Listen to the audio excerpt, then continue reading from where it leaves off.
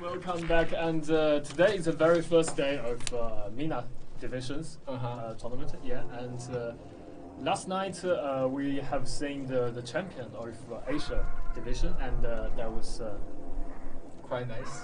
quite nice. And the champion was Crusaders. Crusader again, and the Crusader have already won 3 times champion of Asia Pacific division, and in a row actually. Yeah. And they win a triple crown, and yeah, that was pretty amazing. Yes, the Crusaders kind of legend. Yeah, strong as always. So guys, if you watched the tournament before, and you may say that was brutal, very brutal and crucial game. And last night we presented this kind of special the kit for this is actually the gift for last season's champion, not for this time, for last season's the Snowstorm champion. And yeah, we love this. It's quite nice and Very cute. very cute, pretty cute. Yeah. With nice box. With nice box, and yeah, I gotta show you the box. The box is really good and really amazing. Yeah. Yeah, it's really good. We also got a very special sticker here. Yeah, this one. Yeah, sticker here. I love these stickers. Are pretty cute, and this is you know who's his name? What is his name? Not really. Not really. This is Rolo. Oh, okay. Rolo. Yeah. The protagonist of our last season. Okay. Background story. Yeah. Rolo. My And, bad. yeah. Got it. And tonight it's gonna be MSS versus LGN. LGN. Yeah. And I think we have seen many games on Asia Pacific divisions and also on South American divisions, but no MENA games. Yeah. And from we know that the South American players, their game style is pretty different from the Asia divisions. And for example, the Asia divisions players love to use cavalries and prefer the map like War Fortress, Continopolis, Continopolis and War Fort and Harbor City. Yeah, but for SA server, I think they pretty like the map that Valley Fortress. Yeah, I think that is very huge different and a big difference, and especially on the map on the field battle on the grassland. The South American players, they love to use melees and infantries and to like have some fights really brutal and bloody. And but for Asia division, people like to use cavalries and they love to rush from here to there, and the gameplay is totally different. So tonight it's kind of the very first day of the MENA division, and we'll have a chance to say what the gameplay style that the MENA division is. And that makes the Conqueror's Blade very interesting because like we always talk about diversity in Conqueror's Blade, and you can say the players when daily matchmaking, when you are playing daily matchmaking, you will say your teammates and even your opponents are coming from different countries, with speaking different languages, but you play together in the same game. You play as even a team. in the same battlefield. Sometimes it's quite interesting, and if you want to interact with your teammates, sometimes you need to use English, or sometimes you need to learn other languages to do the communication. And that makes the thing very interesting. Kind of exciting as well. Yeah, and we also our community, the diversity is absolutely crazy, because we have so many different channels on Discord, and we can see Japanese, Korean, and Chinese, and Brazil, and Portuguese, and so many different languages there. And we also have the Euro servers, Euro servers, North American servers, and we're really exciting to see players can like have this chance at the same stage and play together and to decide who is the best. And also at the end of this month, we'll have like a friendly tournament. We're gonna have the MENA Service Champion, SA Service Champion, and Asia Divisions Champion. They're gonna fight together against the champions of the teams from North America and the Europe server. European server.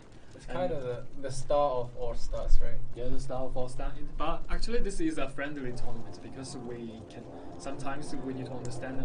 We just don't play the game offline together. We play the game online together. So we need to overcome some physical problems, like the server problems. Yeah, sure. It's very hard to deal with it. So we just call it a friendly tournament. So back at that time, if we have chance to play against the teams from European and teams from South America, North America, you guys please just find some enjoyment in it. Just don't take it regard it as the tournament. Don't take it too seriously. Yeah, the tournament is for friendship. But we are so happy for SA server and SA division and Asia division and MENA division. We will decide who is the best. Yeah, that is pretty interesting. And later tonight we'll have cross division tournament. The Asia champion will fight against the champion from NetEase server. Yeah, and that is pretty exciting, and the rules also very interesting. Yeah, we got new rules here. The first, the champion and the second place of Asia division, they will form a group, and also for the NetEase server, they have champion and the second place team will form another team, and they will fight together as a group versus group, and that's to decide which group is the best group, which server, which division is the best division. That will be very exciting to watch. Okay. And we also for the MENA division, we have been we always can feel that the great passion and the enthusiasm from the MENA server, from their players. We really appreciate your support and the love for Conqueror's Blade. That would be very interesting to watch you guys play here. And I think tonight, you guess what kind of map they will choose regarding on the South American players. I think MENA division is kind of close to, more closer to South American division. So I think that the gameplay may be pretty similar. And what do you think that what kind of map they will choose? Actually, I'm kind of hope they can choose the Halong Field. Halong Field. You think they will love Halong Field? Yeah. I hope they can choose that one, cause I feel like most team prefer the map with the past season, and the Halong Field didn't. Not many team picked the Halong Field, and sometimes you feel bored with the old map because the strategy is kind of same. But so I'm kind of hoping some new stuff here. Yeah. If they can have the Halong Field, I would be excited. And let's cast the map and the pick on the screen. Let's see what's gonna be their choice. Actually, last night we have seen 3 Halong Field games. Consecutively, and that was pretty interesting to watch the map, especially for the first map, the MSS got banned Algolia, and LG they got banned Halong Field. Okay. Bad guesser again. Yeah, bad guesser again. And for the MSS stage, they pick Valley Fortress, and let's see what the LGN pick for the map. So which team gonna attack first between those two? I think MSS they're gonna attack first on the map. Valley Fortress, yeah. So we will have the Valley Fortress first, and the Harbor City for the LGN as attacker. Elgin, they were the champion for last season. Oh, okay. Yeah, the Legion, the team Legion, and so tonight their choice they're gonna play at Harbor City, and MSS they're gonna play at Valley Fortress. Yeah. Yeah, Valley Fortress. This map is actually much more complicated than Harbor City. Yeah. Harbor City is a map that is we're all familiar with. If you just talk about the points, they're pretty simple and pretty clear for all the players. If you play at this map, only A and the B. But I think the most important points in this map is not point A. Yeah. Also, the final base, of course, is very important. Sure. Yeah. If you lose the final base, you just cannot win the game. Definitely. But I think that the key turning point in this map is the supply point next to A. Yeah, sure. Yeah. And also, another supply point in the internal city is also very important. Yeah. Because but you're gonna take step by step. You need to take over the point next to A first, and then go for another supply point. Yeah, if you successfully taken over the point next to A, and you will have a greater chance to dominate the internal city, and you have a right to rule there, and you will, for the attacking side, you will have a chance to have your backup in time. And that is also very important. For Valley Fortress, people will normally abandon the A and abandon the B. Because for some reason the A and the B is quite hard to defend. Because A, of course, it's high above the city, high on the city walls, and the attacking side they can use the chamber jet to do some attack, and also the B is kind of near to the city walls. So sometimes if you are the defensive side, you lose A, and you will kind of have attacking from attackers from all directions. Just you can feel so hard to defend the B.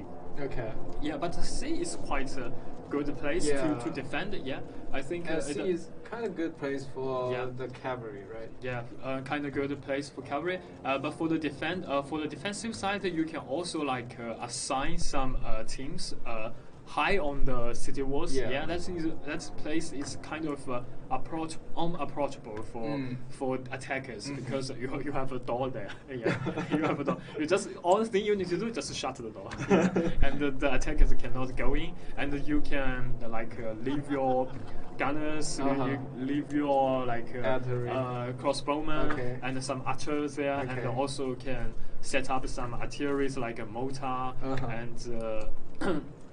and ballista there. You just aim at the two paths that the attackers will come through, and just aim at there and leave your Imperial Guards or Hobblies, like some pike units or some. Yeah, it's good for defender to form the formation of each unit, right? Yeah, and the next point is the defender they have a supply point. Yeah. Now that supply point, defenders usually will leave their coverage there and waiting for the good time to do the attack. So for attackers, if you roughly attack this point, and will put yourself in a really, really risky situation, and you will have the hard and tough hit from the defenders. So both lines are pretty tricky. Yeah, and we will see what's the strategy of MSS since they choose the Valley Fortress. So I think they must have some new strategy or new stuff. Yeah. And I think they are well prepared for this map. Yeah.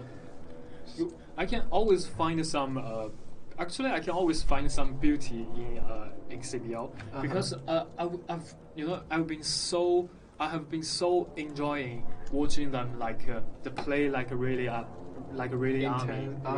Yeah, they move together and they have leaders, and the leaders say, you should go east and you should go west, or you should go north, go south, and all the players will rapidly respond to it and move together, and they know how to do ambush, and they know how to start attack, and it's kind of it's kind of a war, art of war, things like that. Yeah. Watching the game, you kind of remind me some war movie, kind of. And actually, instead of watching, you can actually play the game. You can control the units. You can be the hero. It's kind of exciting for us. Yeah. Which parts do you enjoy most in Siege Battle? For me personally, I enjoy the championship. I love to watch championship attack. Okay. It always reminds me a famous quote from Naruto. From Naruto, yeah. Okay. It's kind of like the boom. Yeah. It's the ultra art. Yeah, and the championship always can give me feels like that. Ah, okay. Yeah, the boom, boom, boom, like it's burning all the place, and it's so just like. The feeling was so good. Okay. Yeah. Because like you can say the players they're so smart to use their championship. Yeah. And especially at the beginning of the game, sometimes at the beginning of the game, the most effective way to do the attack is the championship. Yeah. But some teams, but different teams have different strategies. Yeah. Some team will try to save the championship to the end. Yeah. Yeah. They want to use them to attack the final base. But for teams like Crusader and Takeover and just like last time the Christmas sale, didn't attend the tournament this time. They pretty like to use the championship at the very beginning of the game and to do some really effective attack, and that was good, and that was amazing good. So just don't forget to use them. For sure. For sure, yeah. After all, because and for the defender, watch out for the championship. Yeah, watch out for the championship. Yeah, avoid them, and which can bring you some advantage. Even though probably sometimes we can see that the team as Crusaders, they use Tram as a way to destroy your formation and block your backup. Yeah. It's kind of you can use if you use the championship well, you can it's very benefit for your attacking. Yeah. Right. Yeah, and in this tournament, we can say that's a trend here, like the Nafa guards. It feels like a trend in this tournament. People love to use them, and more and more teams love to use them. Yeah, and it's in the last time CBL, especially on the map Orgolia. We often say that if you use Navagas to defend the main gate, and the attackers will be much harder to come on in, to feel very, very more difficult to get inside the city. But back that time, not so many teams will use Nafa and use Nafa to defend, to guide the like the narrow gate or some narrow points. But this time, most teams, because with the time going on, teams are getting more mature and more experienced, and they know how to use this kind of units. And so let's see what kind of new stuff they will bring for us tonight from the MENA division. So let's jump into the map introduction. It's a Valley Fortress. Oh yeah, this map. Nice map. Do you enjoy playing this map? Actually, nope. I prefer Harbor City and the War Fortress. Okay. I mean, this map is kind of hard for beginners. Yeah, kind of hard for beginners. It's not the path and the routing is not that easy. Let's see the starting line of both sides. MSS. For the MSS, they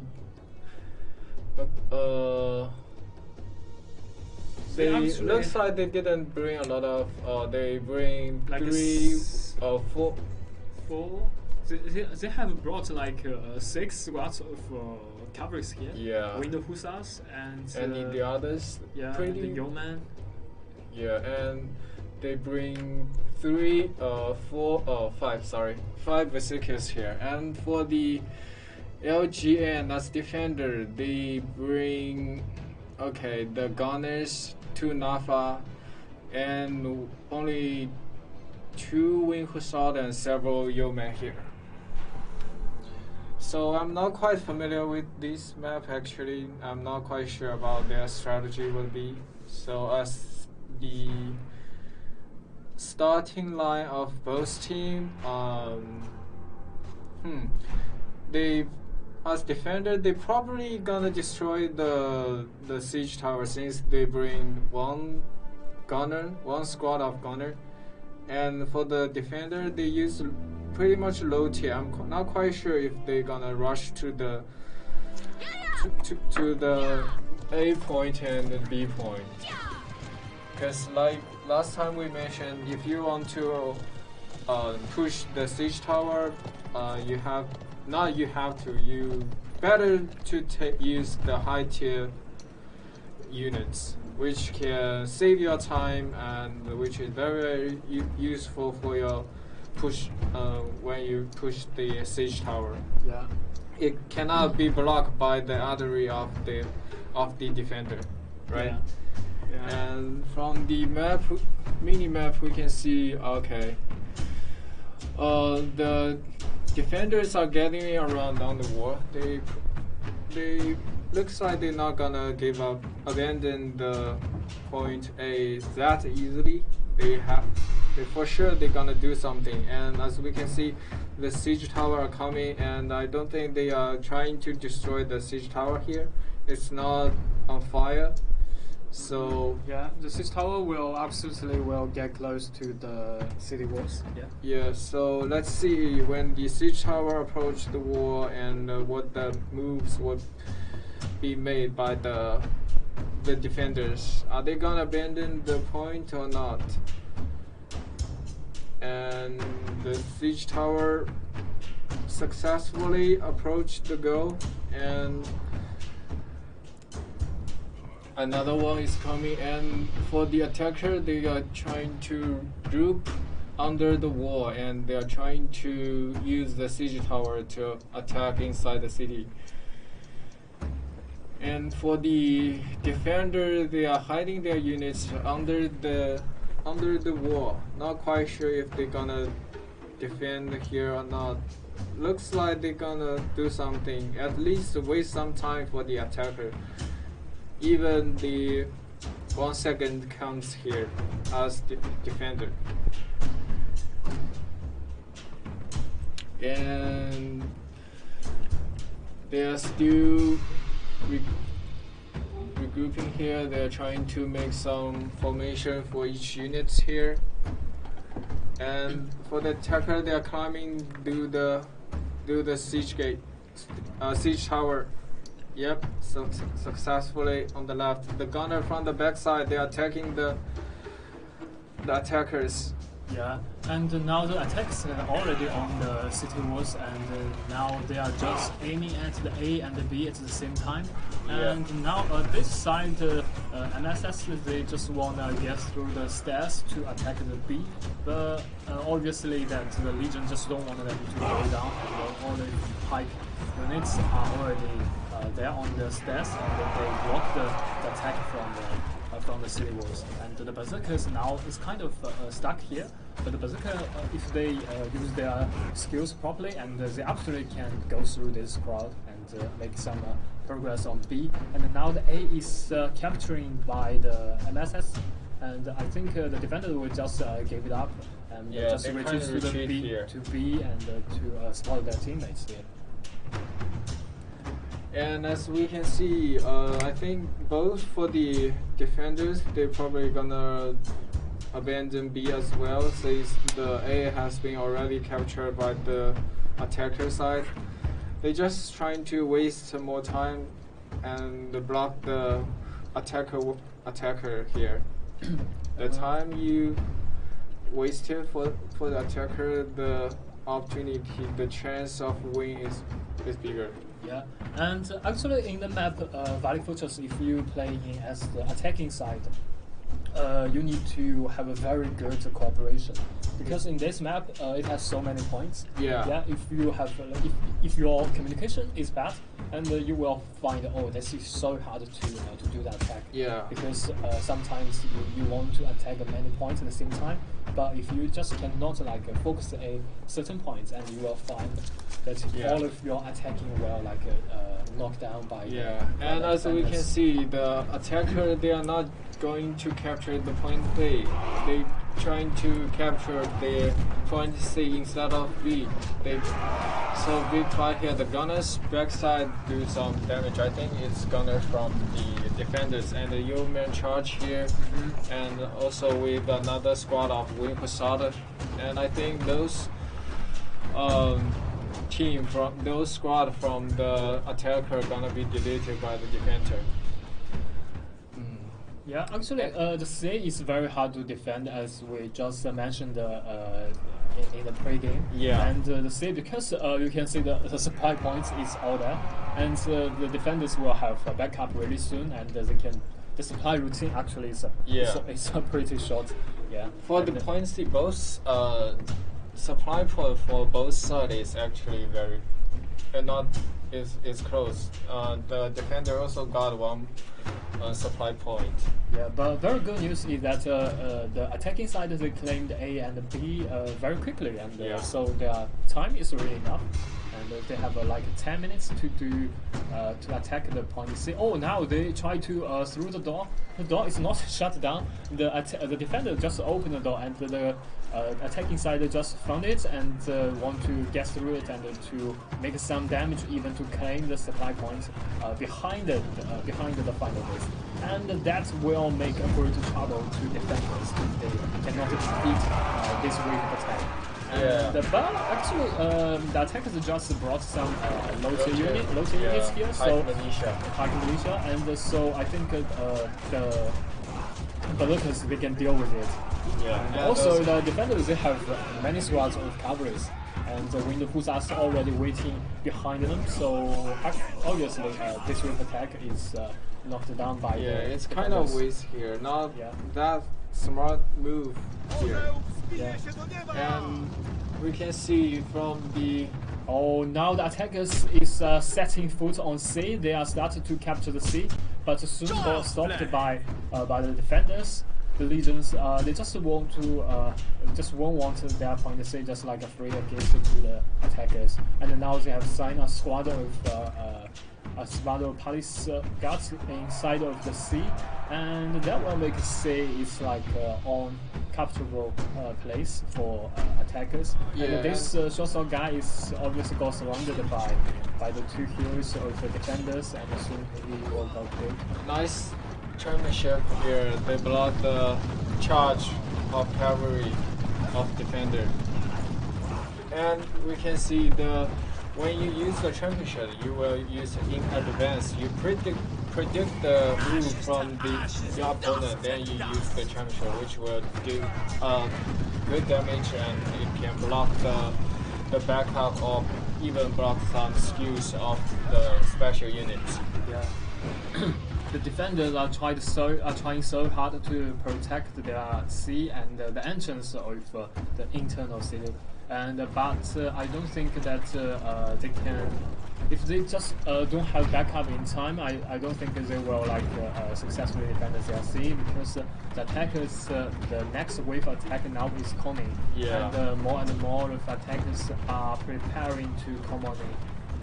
And from we can see the units of the defenders are 100 lead here, so which means the attacker have to be more careful with their units control. You don't want to waste your low tier units here, especially for pike militia. Pike militia, it's so useful when the later game, because in the later game you only use low tier units, and pike militia is very, very useful. It can deal huge damage. Yeah. Like a famous old saying goes that high tier units can only can accompany you for a while, but low tier units is your forever choice. Set my plan. Nice one. I mean, that's pretty nice one. Yeah. So I mean, no matter your units, your units class is no matter it's high tier units or low tier units. You just need to everyone is valuable. Yeah. Every unit can do a lot of things. So just go with them and try to cherish your units, and your units will support you back. Yeah, and as we can see, the mortar has been set up by the attacker. They're trying to destroy the units within the supply point of defender. And it can not only do some damage, it can also see what's the units you're trying to engage here and where your units hiding. As we can see, those pro team, they don't put their units in the supply point. They hide their units and to wait for the right moment to initiate, which is I think it's a pro tips and kind of good way to when everyone play this game. Yeah, hide your units in somewhere, and then the surprise attack will be much more efficient. And now the attackers are doing some really good choice, because just several minutes ago, they had it for the point C just one by one. If you're doing things like that, that was not a good choice, because you will soon go knocked down by defenders. And now here comes again the attackers try to sneak into the point C, but soon they got noticed by defenders. So they absolutely need to retreat from that. Yeah. From here. And as we can see, the attacker they're trying to use the artillery and the gunner to deal some damage here and find a good opportunity to initiate point C. But we still have to remember there are only 4 minutes left here. It's you have to do your action fast, otherwise you will not have enough time to capture the point C. Yeah. And now the defenders are taking lead 100 units here right now. Yeah. They are totally the point C is in control by defenders. Yep. And for the attackers, just Teddy just said, they should pace up to do their attack, because the time is really not enough for them. After the C, they still have a supply point they need to claim. So now is the time to do the attack, or they are gonna lose the game. Yeah, keep for using sure. the chamber shot, aim at nothing. If keep doing this like this, it's just the wasting the chamber shot. Yeah, don't waste your chamber shot in nothing. I mean, use it when you initiate the fight. It can block the backup units, and it can destroy the formation of your opponent. Yeah. The attackers now have assembled more and more units in here, and I believe they are gonna start the attack very soon.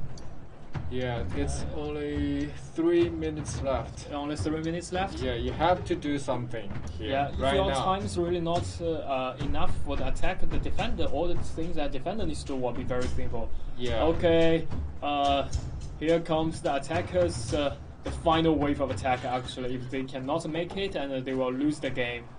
And the Imperial Guards from defenders is charging. They want to knock down all the intruders here. And they attack from both sides, right? Yeah, attackers, they should come from both sides, and then they do so. And one champion should use here, it can block the nice wing saw charge. Oh, nice work of Wind Hussars. And attackers use their Wind Hussars start attack from the back. And now they are claiming the point C right now. On the screen, we cannot see any red color in it, and it's a very good opportunity for attackers to take over it. They have taken over the point C, and now it's a good time to aim at the final base. They can come from get through inside of the city through the door on the side. Also can get inside all the points, say through the main gate. Yeah. Or come on, the defenders they just attackers they just choose to attack from the main gate, and they want to claim the supply point first, and that is a very good choice. Yep. And for the last fight, I think the Wing Hussar charge really do a lot of damage, and it's kind of turning point for this fight. Yeah. It destroyed the melee of the defenders, and I think it's kind of clean up the whole map of the defender units. Yeah. And it looks like they're gonna regroup here, and they set up the artillery and trying to capture the final base of the Valley Fortress. And they are gathering around, and from the map we can see most of the units they have one squad of human, I think. Oh, something go wrong. The defenders, I think this spear guy is kind of to hurry, and this is not a very good time for him getting outside of the internal city, and because the attackers are already there, and all of the units are gathering in front of the main gate, and I think that the defenders they should pay really attention to those city walls, because the city walls is really important in this for this point. Because if you can take the right on the city walls, you can set up some artillery there and just aim at the enemies, no matter they are inside of the city or just like outside of the city. And the two attackers just set foot in the final base. They want to give it a try, but soon got found by defenders. The Legion, they just want to defeat all of them around the final base. And that looks like the defender used the champion shot and used the attack, stop the defender, block them on the city wall, which they have quite good opportunity to capturing the city wall. If they can step into the city wall, probably. Oh, Nafa. Yeah, Nafa gas is really good to use in this kind of the terrain.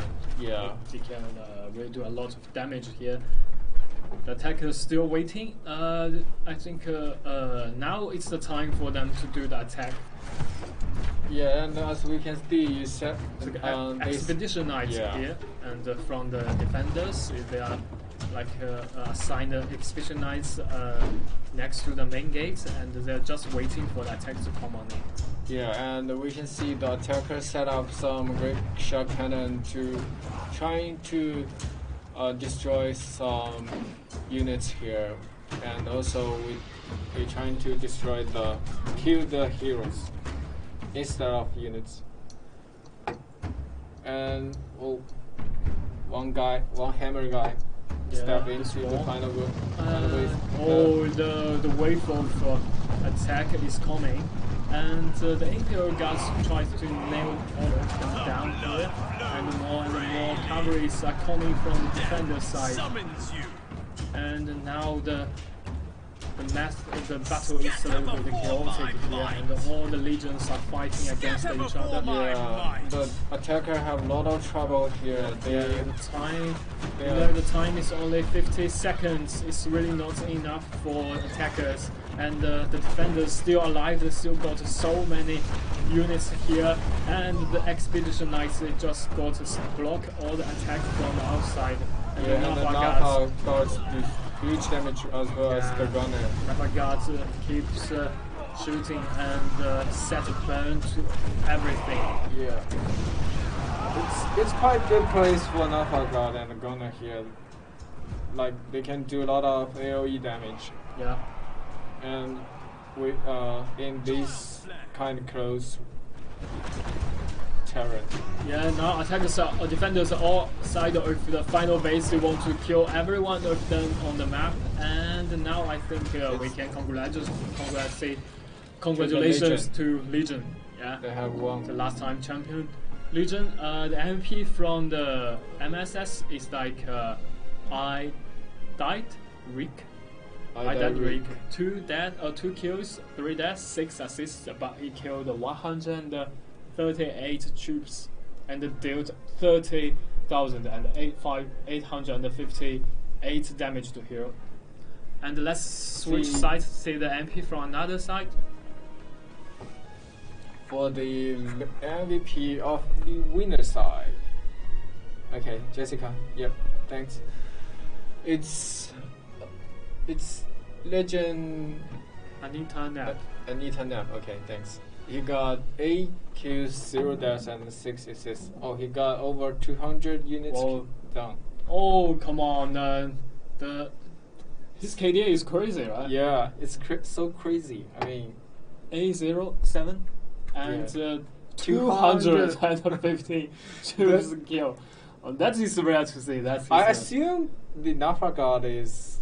You think he just brought the Nafa gods? Yeah, I think probably. Yeah, and the spear guy, he used the weapon spear. Yeah, spear we know it can do a lot of damage, and this guy actually proved that the spear is one of the weapon. It's a really powerful weapon, and very good at killing and helping your teammates to destroy everything.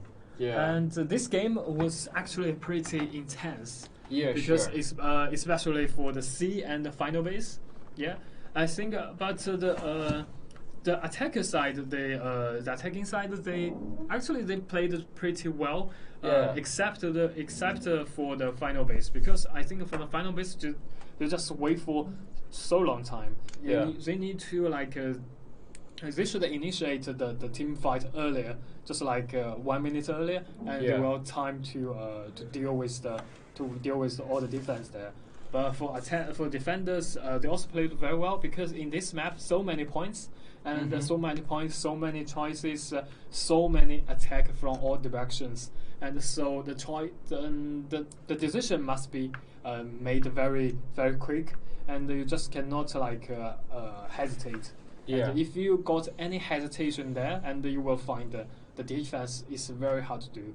And for attackers, they played pretty well. It's on the A and the B, and also the C. Because in the C, the defenders took it advantage, in most of the time. Yeah. But the attackers, after got defeated from several waves, but they still not give up and try to get back themselves together and initiate several attack, really successful attack actually, and they know what they should do and what they just aim for. Yeah, I think in the final base, the defender, they format their units very well. The units are prepare and stand by under the wall, which the attacker kind of hard to find a good timing for them to initiate into the final base. Yeah. So at the very last, they have to make decisions, so they just rush into it, and which is the defender expected. They wanted them to do that. So, and we can see that the Imperial Guard, they are advancing from the Imperial Guard, do so many damage, and also the Nafa Guard, there's so many damage here. Yeah. So, just like you, maybe if as attacker, you probably try to capture the wall, and which will help you to initiate the final base. And also I think they kind of use a lot of artery in the point C, which for the last final base they kind of lack of the artery, so they cannot destroy the units in the city under the wall. Okay. Actually, anyway, the attackers should do much better on the point on the final base. Yeah. Yeah, they should do much better, and I believe that they can do much better. Yeah, for sure. Yeah. But in most of the time, they played pretty well, and they go panic. Yeah. And they always know what they should do. And for next map is Harbor City. Yep. This is the classic map. This is so classic. Yeah. Yeah. Harbor City actually is kind of, if I remember correctly, and that is the map, like the first map got created in Conqueror's Blade. Oh, okay. Yeah, the very first map, very old map, and a very classic map. And we have seen so many tremendous plays and successful and amazing battles on this map. And this time, this battle again, this map again, and Harbor City. Like we just always say that the Harbor City is a simple map.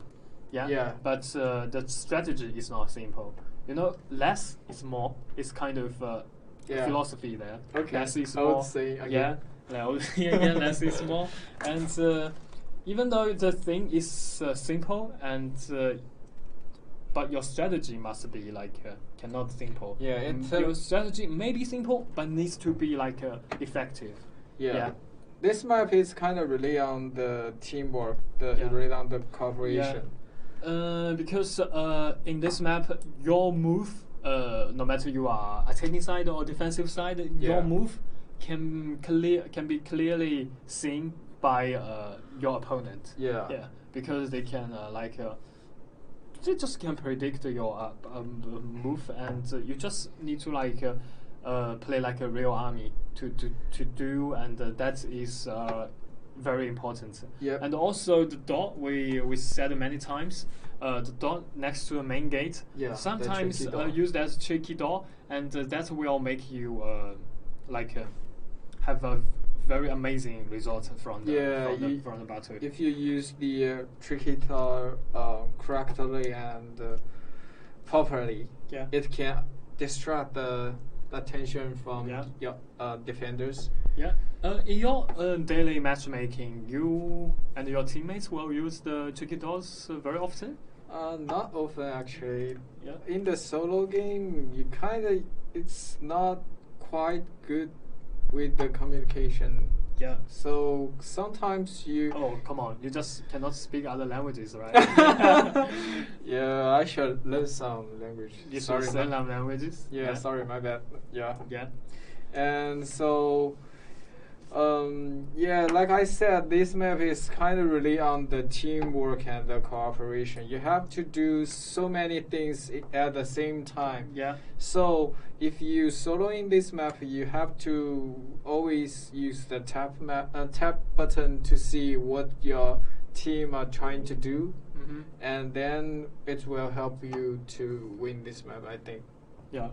Instead of just the rush into some point and do your stuff. And in this map, the coverage are really useful. They're really useful.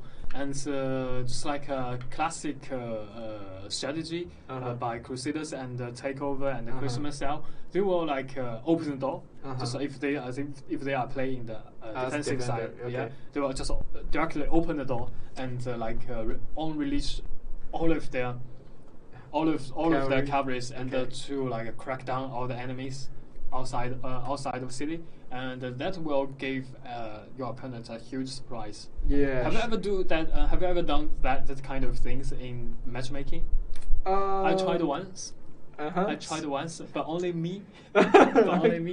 Me, the one. Only got outside of the city, and it makes me feel like I'm an idiot. And I remember that time the people just my opponents, the attackers just they are shocked by your movement. If I can hear their voice, they will ask me, what are you doing? You are coming for committing suicide here? Just I can imagine that. So this requires the very good teamwork there. You just cannot go outside by yourself. It's it's too dark outside, you need to come home early. And sometimes but I learned some really good tricky skills from very good streamers who are streaming Conqueror's Blade, and they normally will get out the side of the city by himself. No leaders, just the hero, and they will use the weapon Odachi, and they will just directly aim for the units who were like pushing for the city towers and will keep like killing all of the units there, and then he will like retreat to the inside the city, and if the opponents don't chase him, and he will get out again. And again and again and again with them, and this will make a lot of trouble to attackers. I think that's a very good strategy, but it requires. Yeah, it requires your skills. You must be skillful. You can try sometime. I tried. Okay, you tried again? Yeah, I tried again. I got killed. I got killed immediately. So this is kind of tricky one. Yeah. What goes wrong there? Like. It is. It's not like the script. Just planned, right? It's just you planned well, but it didn't go well. Yeah. But so this is why I so admire these teams in CBL. Okay. Because they just doing things like what they just planned, and they will just perform this so well. And that is very interesting to see and to watch. And have you ever done some silly things in matchmaking? Yeah, for sure. Like I was trying to. Every time I use the artillery, I use it. Then I never get out, so I got deleted by the opponent near me. Yeah. Sometimes you just push the mouse so hard. You just wait the time to set up the artillery, right? Yeah. And also, one interesting thing I remember that I played with our colleague. Yeah, both of us are a terrible, terrible artillery user. Okay. And we'll just like on the map, like the Continopolis, we'll have a bomba there, like the legendary artillery out there, and we both want to use that, right? But other have already like always said occupied by your teammates. Yeah. So we only got one, and so we tag. This is my turn. You shoot first, I shoot second, and this is kind of interesting. Line up. Yeah, but we missed every shot. Basically, we should have better leave this to our teammates. Yeah. You're kind of wasting the time and also the adoration. And also after like the first day of stream, I come back to play the matchmaking, and I told my teammates there and said I watch a lot of CBL games. Now I'm a master of Conquer CBL. So just follow me. No one responds. No one responded by that time, and they just ignore me, and I played sucks. Yeah. That is a very brutal story for me. You should like ask, tell them you are streaming and tell them to watch our channel. Yeah, but I don't think my performance will convince them to believe what I just said. Then me in the real life is kind of a famous hashtag on the Reddit, and you just need to like see that me in the real life, and that is a very tragic story for me. Yeah, but I think it's very funny to play because. You just need to practice. Yeah, sure. Yeah, after a lot of practices, you just will be much better than before. And also for the Conquer Split, you actually, if you are the commander, you are the leader of your team, you do not require you very, very, very, very high skill. I mean, you don't to be the top one of your team. If you have the good sense of strategy, you have good view of how you team should prepare, how your team would perform in this map, you can be beater as well. It's more like the use your mind instead of use your hand here, right? Yeah. Yeah. Sometimes because we have 15 players there. Yeah. You play with 14 players at the same time. If your skill is not good enough and not good enough for taking them for like the dominating the whole battle, and you just sometimes if you have a smart mind, you have a very good brain, you just need to do some brainstorm, and of course not some just like idiot brainstorm like me, and you can contribute to your team in different ways. Yeah, sure. Yeah, not just always about the gameplay. Yeah, and also as we can see the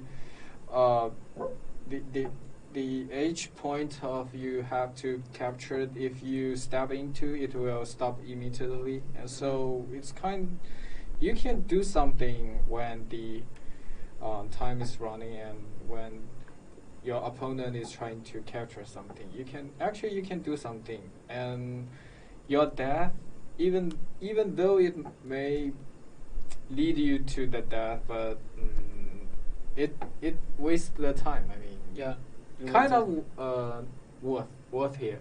Yeah, and at that time you just need to use your mind to calculate: is it worth to do that still? Yeah, right. So, but sometimes I go lost. I just cannot think it over.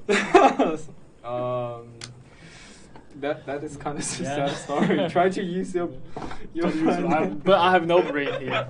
Yeah. So let's jump into the map introduction here. The second game is about to start, and the map is Harbor City. Yeah, our old friend, Harbor City. Yeah. Yeah. The sunset. Is it sunrise or sunset? I think it's yeah, it's very hard to tell. I think it's on sunrise. You see the city is already burning. Already is every inside of city. The city is burning everywhere. So it's a sunset. It must be like you fight for all night. Oh, okay. And the rise, the sun is just like another day. Another day, yeah. It represents another day. You have to do something. Yeah. And let's see what the starting line of each teams here. Yeah, but somehow our screen goes black. And we can still see them in the mini screen. And from the starting line, I think they both pick some. Oh, as defender, they got some gunners here. They're probably gonna defend the point A here, as it's a common strategy. If you want to defend A, you have to use the gunner, you have to use the cavalry to destroy the siege tower. The more siege tower you destroy, the higher chance you're gonna win in this map. And let's see, they got 4 gunners here. Yeah, 4 They're gunners definitely here. gonna I bet this time yeah, they're gonna destroy the siege tower. They're gonna defend the point A. Yeah. Oh, but you are a better guesser. And I bet I bet You better not bet. Okay. And now we can see the attacking side, the Legion, and they are just aiming to the tricky door here, and maybe just like take a look there. Oh, they are trying to sneak into the tricky door, I think. Yeah, and but we can say the defenders are already there, and and as the attacker, they use some low tier units here. I think probably they know they assume the defender gonna defeat this, so they're gonna sacrifice some low tier units here. The attackers are using Chamberset to destroy the artillery on the city walls first. Yeah, sure. That is nice a strategy. very crack move and a very nice move. Yep. Sometimes you use the Chamberset to destroy the artillery, which can bring a lot of trouble to your opponent. Yeah, and also here comes another second wave of the Chamberset. Beautiful strike. Yeah. That's why you bring gunners. You can move. Okay. One siege tower got destroyed. Yep. One siege tower done, and the other 2 are on fire. I don't think they're gonna move. Yeah, they're gonna make it this time. Yeah, and the 2 heroes of attackers now are waiting outside of the tricky door, and they must want to take use of the tricky door. But we can say 3 defenders are inside of it, and that will make things very hard to do. And the gunners, they are just we can see the gunners are run and hit, right? Yeah, run and hit. The gunners, they are pretty safe right now. Like the free shooting everywhere. Yeah. Enjoy the shooting. The attacker cannot see where the artillery and where the gunners are, so they are pretty safe here. And I don't. It's probably gonna waste like at least 2 rounds of the siege tower. Yeah, and you just cannot waste so much time on pushing forward the siege tower in this map, and also claim the point A, because it will make the game a little bit harder. Yeah. Because the supply point next to A, for the attacking side, normally you need to use a lot of time to claim it. Yeah, that's why sometimes you should use the tricky dog to do some different things. Use the tricky dog, charge into the city, then you can pretend you are trying to capturing the from the other way. Right? Yeah, the siege tower got destroyed again. And also, it's very. I don't think these two can make it. Maybe the left side could possibly get attached to the city walls, but the middle one, it's already burning and still have a long way to go. And the defender just won't let it get in. And we can notice that 2 defenders are already inside the city. They are just heading to the supply points there. And the defenders are already there, and their attack won't just be so easy there. Yep. Oh, here comes the squad of Winged Hussars, but I think they will sacrifice for nothing. So many defenders there, and the distance is short and just okay. Looks like they trying to capture the supply point here. Yeah. And now, but we know that I think come on. Nice. Oh, come on. The defenders comes again, but not so many people here. So they will go destroyed by this squad of cavalries, and only 3 heroes alive. They need to pay attention to it, but because you will soon got killed. Yeah, the supply point has been already captured by the attackers. I don't think it's very wise move for them, but they can't destroy all the Wing Hussar units here. Yeah. Oh, just like I said, this squad of cavalries sacrifice for recapturing the supply point. Yeah. Like we mentioned, in the city. At the same time, the point A is claiming by the attackers. They take a very good use of the supply point. Use it for distract the enemy from the supply point, from the point A. Yeah. The supply point kind of is a bait here. Yeah, and now the time is 11 minutes and 40 seconds. So the time basically is enough for attackers to realize their plan. And more attackers go down from the city walls and try to approach the internal city and to the supply point. Yeah. Yeah, they are heading to the supply point. So the fight about the supply point is about to begin. And as we can see from the mini map, they just aim for another supply point there. But maybe they will change their direction and turn back to claim this supply point. Because they use cavalry, which has high. But it seems like this supply point is tightly defended by defenders, so it won't be just so easy to take. And also for another supply point, or much more defenders are there. Yeah. The both supply points are very hard to take. And it looks like they're gonna go straight into the supply point near the final base. Yeah, near the final base. Oh, if they can capture this supply point, the final base is kind of in danger here. Yeah, it's kind of in danger. And the attackers have killed oh, come on. And for the units loss, the attackers are 200 lead here. Yeah, 200 lead here. With so which means they with the limit with less units down, and they also take the point A, which is quite not good for them. And around this point, supply point, the defender only got some low tier units, some high militia here, and it will very hard to defeat the enemy. Yeah, and from this map we can see the pass. They have so many direction. They have, as defender, you have to defend every direction. It's kind of quite hard for them. Yeah. All the attackers try to attack from everywhere, make this supply point very hard to deal with. And the defenders are all inside of this supply point, and they have to take the damage from chamber shed. And this small guy, and now I think he will retreat from the battlefield here. And this squad of Imperial Guards now they have used their charge skill. So it's kind of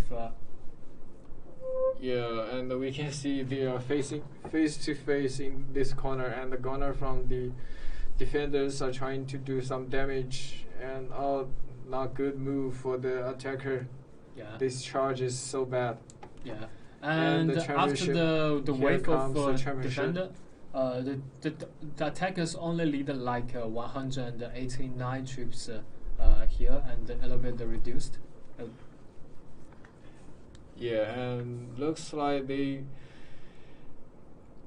don't want to try to capture another supply point. I think if they can they can try and at least assign one or two team members to capture that supply point. That would be a very good choice. Because now this supply point is kind of very very hard to take over. Yeah, the defender have already set up the formation here, so it's not wise move if you still focus on this point. Try something else. Yeah, try something else. You need to start attack from another way. Yeah, and also probably use cavalry from attack from backside. Yeah. And defenders now use their loyal guards and some shield units to try to push outside of the city and try to make the battle, the team fight, take place outside of the supply point. Yeah, like I said, they just head into the final base. Yeah. They don't want capturing the any supply point. Oh, they are trying to capturing the supply point near A. And I think they're gonna successfully capturing the supply point here, because most of the units of defenders are around the final base and the supply point near the final base, and so the attacker will have almost 7 minutes to regroup and initiate into the final base. Yeah, and the time is enough here actually. And they still got like 6 chamber shed, and now they use this chamber shed to destroy this squad of loyal guards of defenders. And the defenders, loyal guards, they are trying to dodge from the chamber shed, but they got failed and have to take like 2 hits of chamber shed. And now the attackers started their second wave of attack on this supply point, and they are just aim for this supply point. But not so many defenders there. Will you think that they will make it this time? Yeah, I think they're probably gonna make this time, because some of the defenders pay attention on the final base. Or just on the behind the line, on the bottom line, they only got some masked units there, and it will soon got killed by the Imperial Guards. Yeah, and at the same time, comes the Wind Hussars charge and try to crack down the enemies, or try to crack down the units from the attackers. But at the same time, the attackers already approached to the final base, and they use their chamber shed to crack down the defense all there. And now the attackers already get so close to the supply point, final base right now. Yeah, and they find the hiding units of the defender. Don't hide in the corner. Yeah, but where are their teammates? They should come together, and I think if they start attack from this wave, they have a greater chance to take over this supply, this final base. but they kind of afraid of the backup of the defender from the supply point. But maybe. Yeah, and also we can see the gunners from the backline are doing so many damage here, and also the motor. Oh, they still want to claim that supply point. Yeah. Looks like they're trying to use another way. Yeah, they want to start attack from the back. Yeah. Yeah, and also here comes the championship here. Yeah, championship. Come on, avoid the champ here. Okay. Nice block by the house. Yeah, nice block by house. Oh, one shot got. Yeah, and the time is 4 minutes and 25 seconds here. Yeah, the attacker have to pay attention to the time as well. Yeah, and the attacker is still taking lead the units number, but I think the heroes only like 13 heroes alive right now. Yeah. They have to. 2 heroes behind. Yeah, they have to wait. Those 2 heroes are dead. Not gone. Oh, okay. One response here, and now forgot from the back. So many damage, and the attacker are not going to capture in the final the supply point. They go straight into the final base here. Yeah. Now here comes a wave of attack here. The attackers just want to claim the supply point by final base by this wave of attack, and the Navagas comes with them. And the backup from the defender are blocked by the Spirit Guard, by the Pikeman, Pike Militia. Like I said, Pike Militia, so strong. And also we can from the mini map we can see the attacker attack from 2 different sides of the final base. They're trying to do some damage in both way, and the Nafa here deal so many damage, and here comes the championship here, and it can do some damage to the Imperial Royal Guard. I think they have it looks like the defender have to take care of both head and tails. Yeah, and now the attackers are taking like 200 units here, and they've already inside of the final base, and they have a greater chance to win this game. And the Nava guards keeps shooting, and then they want to burn everything down. And the defenders, oh come on, you just switch your units and don't use the gunners anymore, because time is really not good for you. And it should be some pike units inside of the final base to fill up it and try to make the attackers feel very hard to take over your final base. Yeah, and also we can see the defender have controlled the final base again, and also the attacker are trying to attack the final base again and again. Wave another comes another tramp here. Nice tramp, destroy the units of the defender. Up. And okay, here comes the charge here. So even though the attackers units lead, but the time is not good for them. They have to make move. They have to do something. Otherwise, they're gonna lose. Yeah, the attackers should pace up, and they should start their attack right now, because the time is like the 1 minute left, and now here they goes, and more attackers try to wave in the final base, but the time is really not good for them. Still got a squad of cavalries from the defenders and also loyal guards, and Expedition Knights, they are got to block all the attack from the attackers here, and attackers, oh, this is really bad for them, and not so many backup from the back here, and only this squad of Hobbitiers cannot make the final base beaten.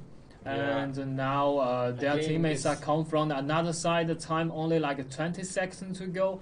Yeah, I think they can like very hard to win this map. It's GG here. Yeah. I think the good strategy for the defender is that they kill the heroes. Yeah, they kill the heroes of attackers and make their units. Even though the attackers are leading the units number, but cannot GG lead all the units MSS. Yeah. And let's congratulations to MSS and the MVP from Legion is Anita Knapp and Anita again. Yeah, Anita.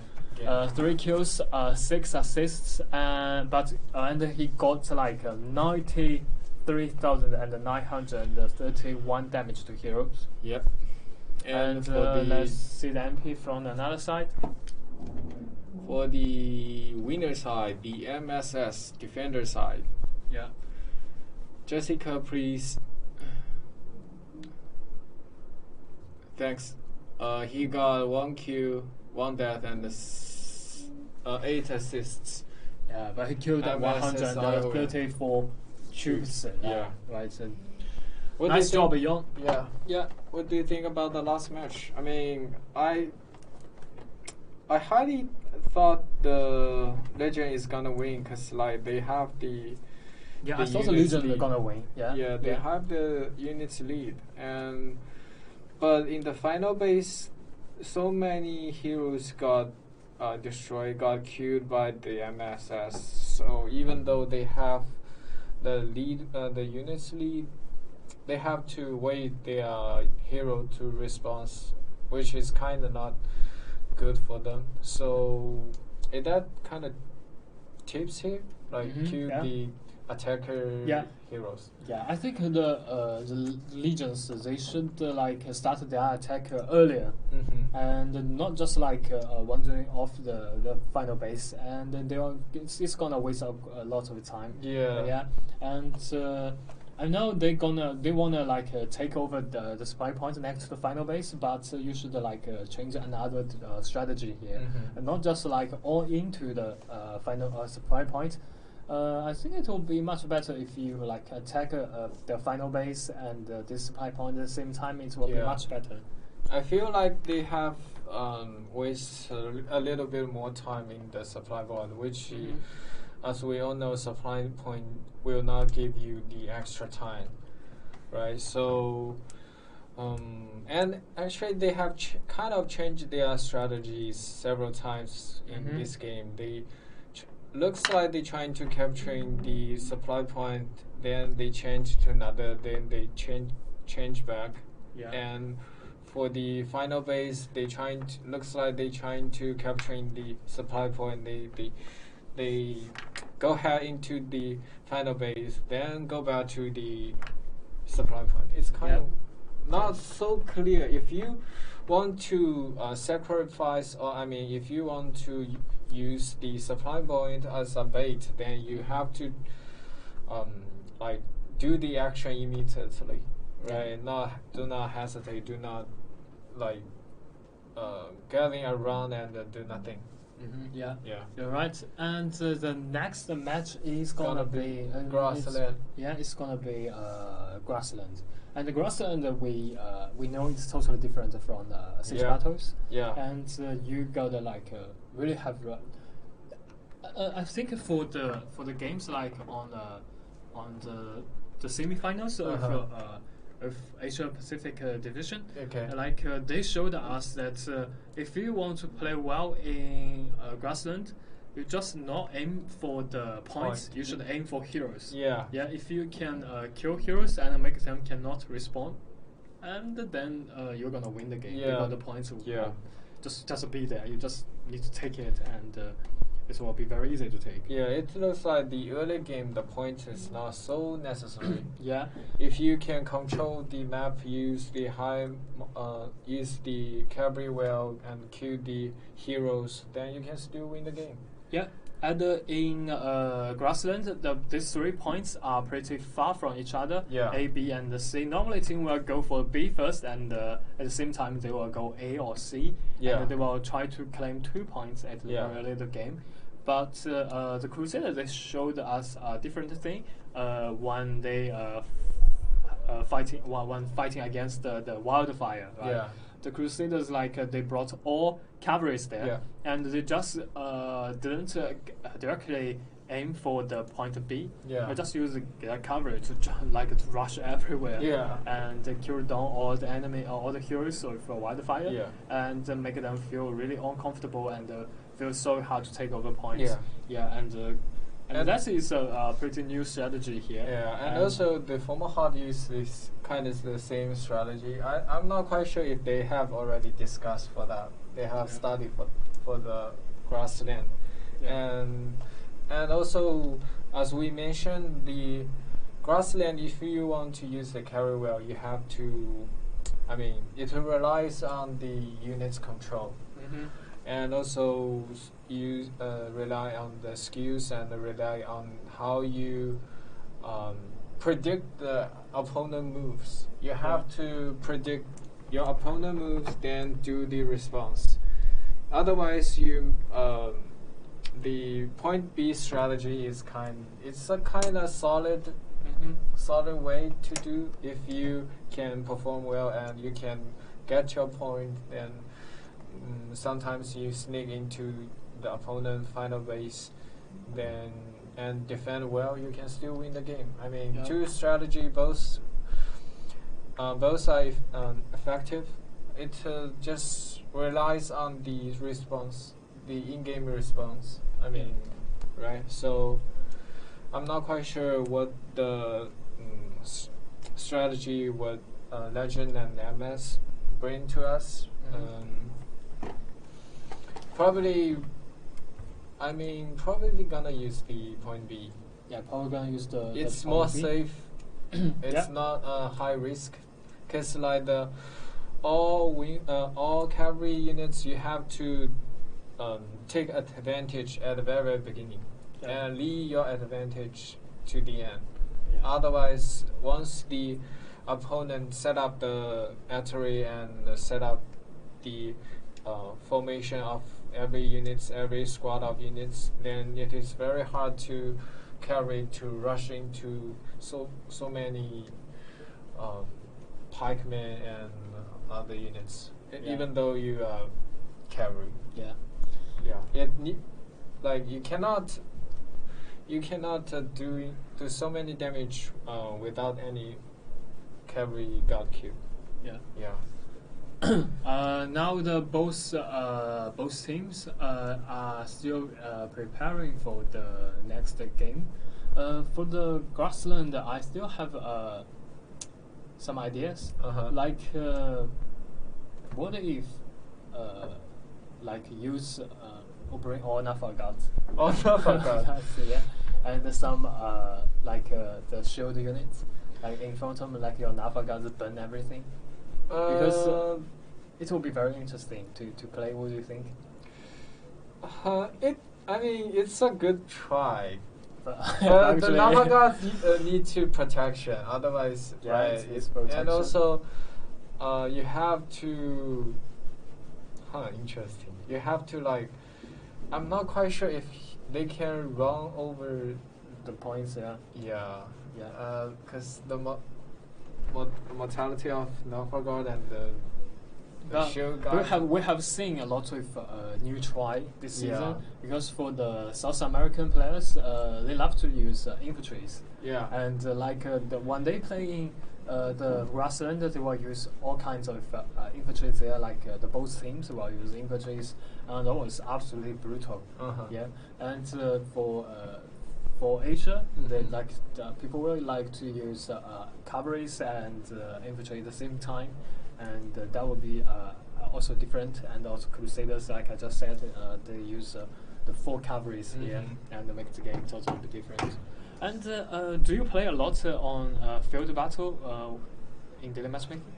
Not really. I more prefer the siege battle. Why? You want to use the artillery? No, you want to use the siege tower. You want to use the siege tower? If you can use the siege tower well, you can do some stuff. I mean, and also because the siege tower is a narrow place, and if you use because I like Novgorod. If you can use the Novgorod well, it can burn down everything.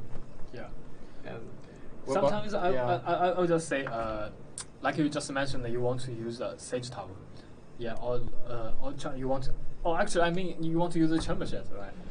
Yeah, you know, also you use the Sage Tower.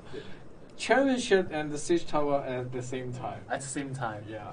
Because like if you push while you're pushing the Siege Tower, you can still use the championship, right? Yeah, right. And I think sometimes what about if we just bring some new modes inside the game, like the horse rush competition, like the only map, horse, only horse. cavalry. I think this idea gonna be crazy. Yeah, only horse. But there's one thing, because sometimes the point is in the water, the cavalry cannot. No. I mean the horse riding competition. Okay. Okay. I think that would be very interesting. Just like no points, just need to you ride your horse to decide who is the best horse rider. I think that would be interesting.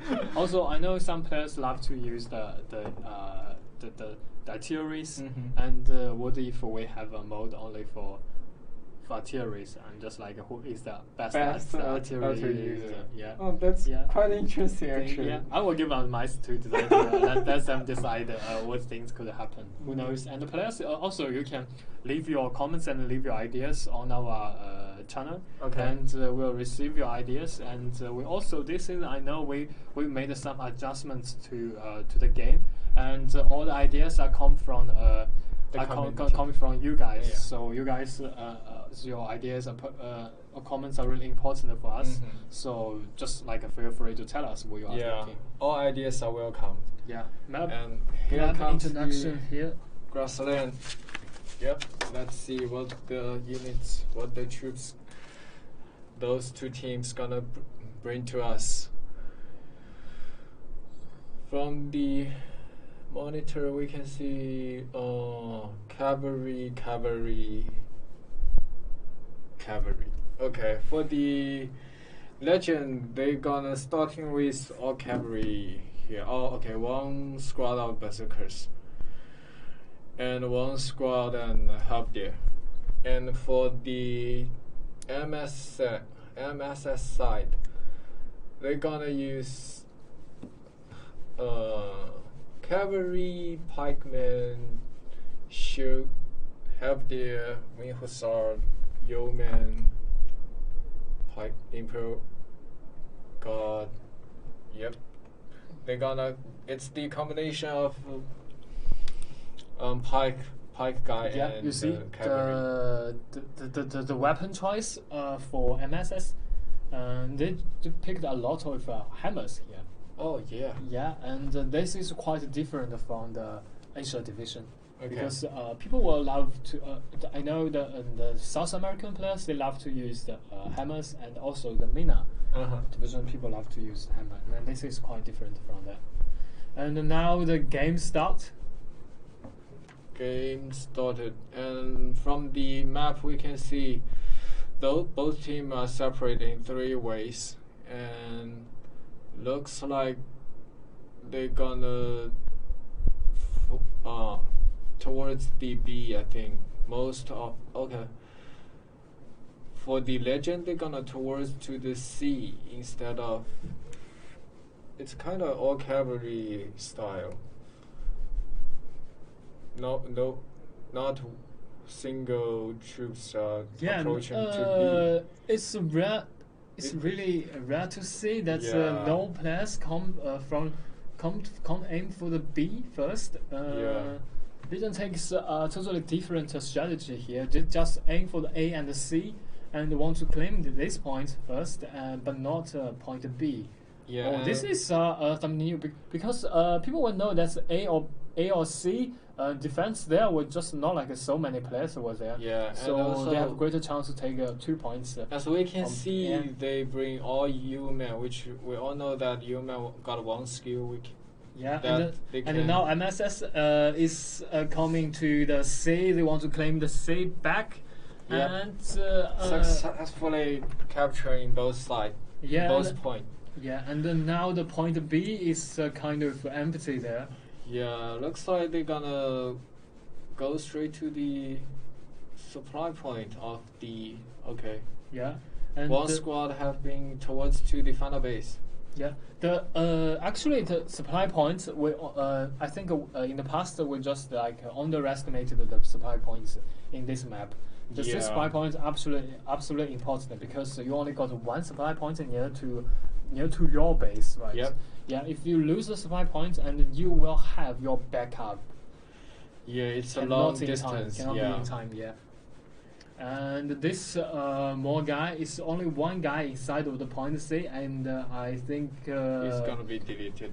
Yeah, he's gonna be deleted by the Legion's members. And as we can see, the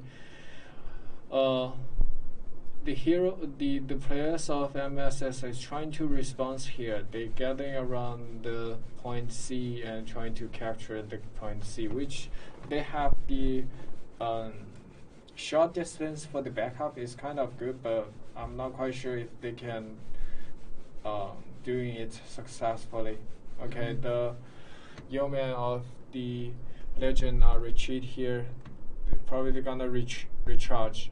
Yeah, and we can notice that Legion now is taking lead 400 units right now at the very beginning of the game, and it will give them a greater chance to win the grassland. And I think Legion, they just like for now their job just like need to aim for the heroes and try to kill all of the heroes of MSSs, and now they have taken lead like 2 points here. But point C now is taking over by MSS. Yep. And if they taking over the point C, as the situation here, then the hero from the final base of MSS are free. They do not have to guide the final base. They can have time. They can have freedom to do something else. Yeah. And now Legion comes to the B, but so many players from MSS has already there. Yeah. And so the B is kind of very hard to take right now at the moment. Right now the situation has been changed. So the Legend have not only trying to capture both B and C points, they also have to send at least one hero in the final base to guide the final base to avoid the avoid the heroes of MSS sneak into the final base to get points. Yeah.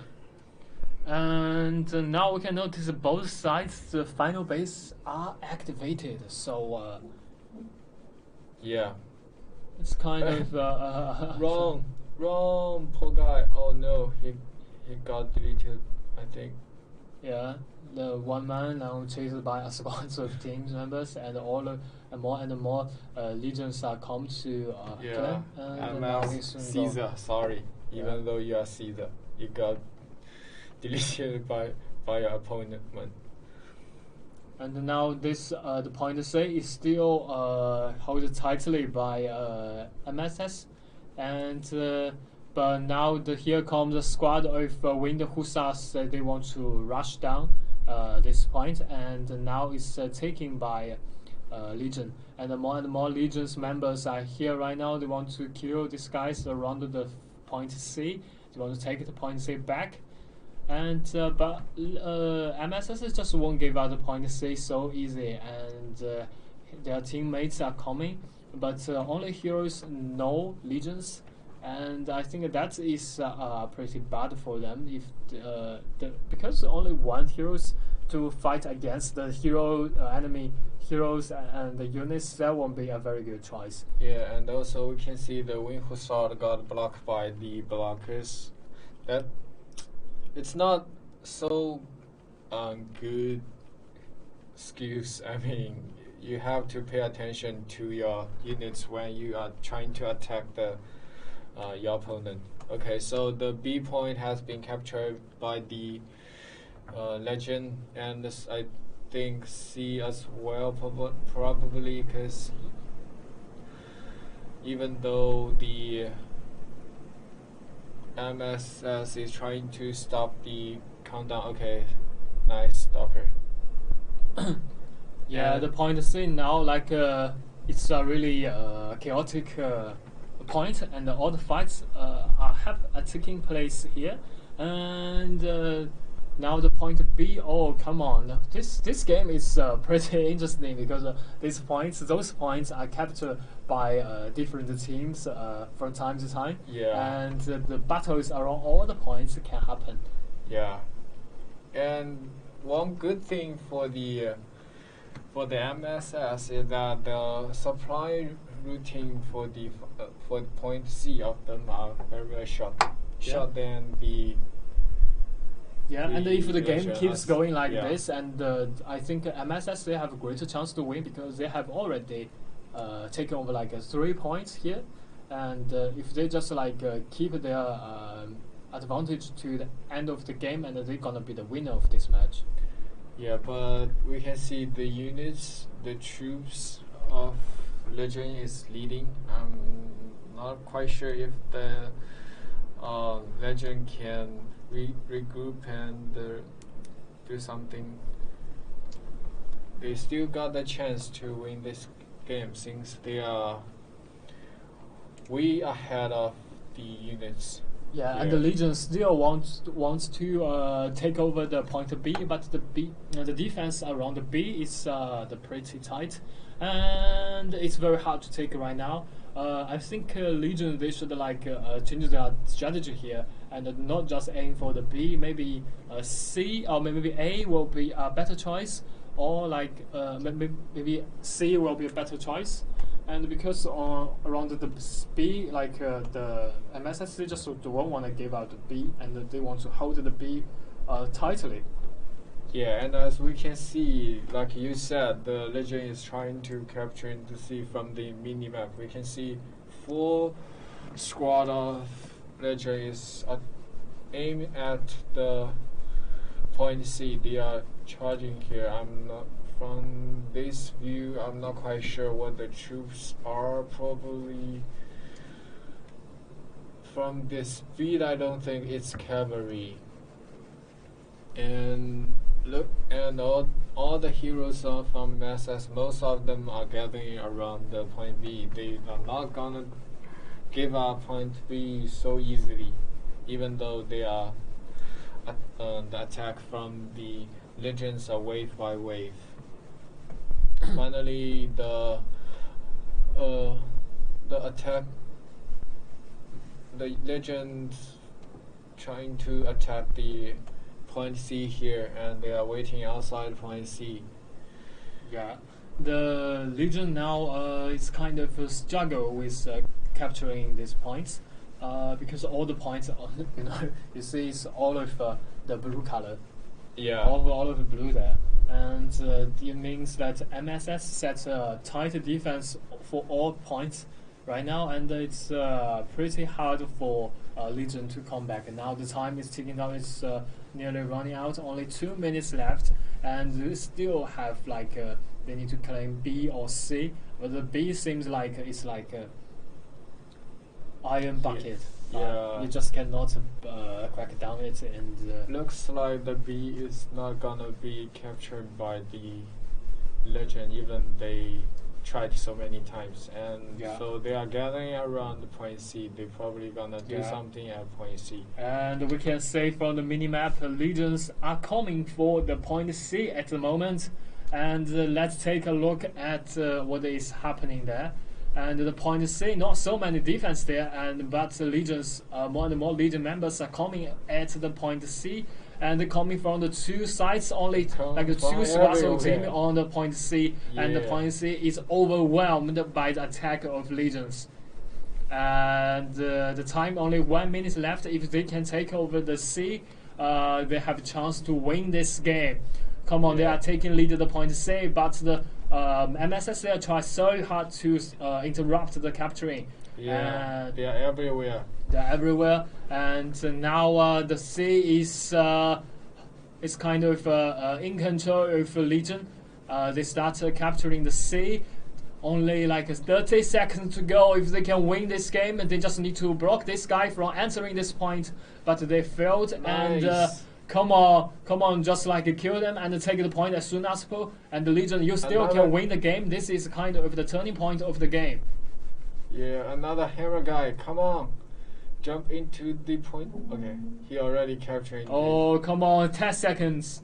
Yeah, Nice. and no way to take the point C back. And all Legions are all of the point C. They are celebrating their victory right now. And the A, no, time is running out. The Red Wings, congratulations, the champion of last season. And MVP from MSS is Brute.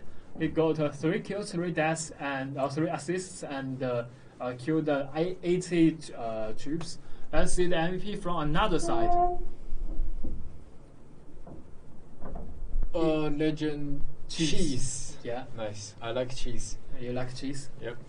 He got 4 kills, 2 deaths, 6 assists, and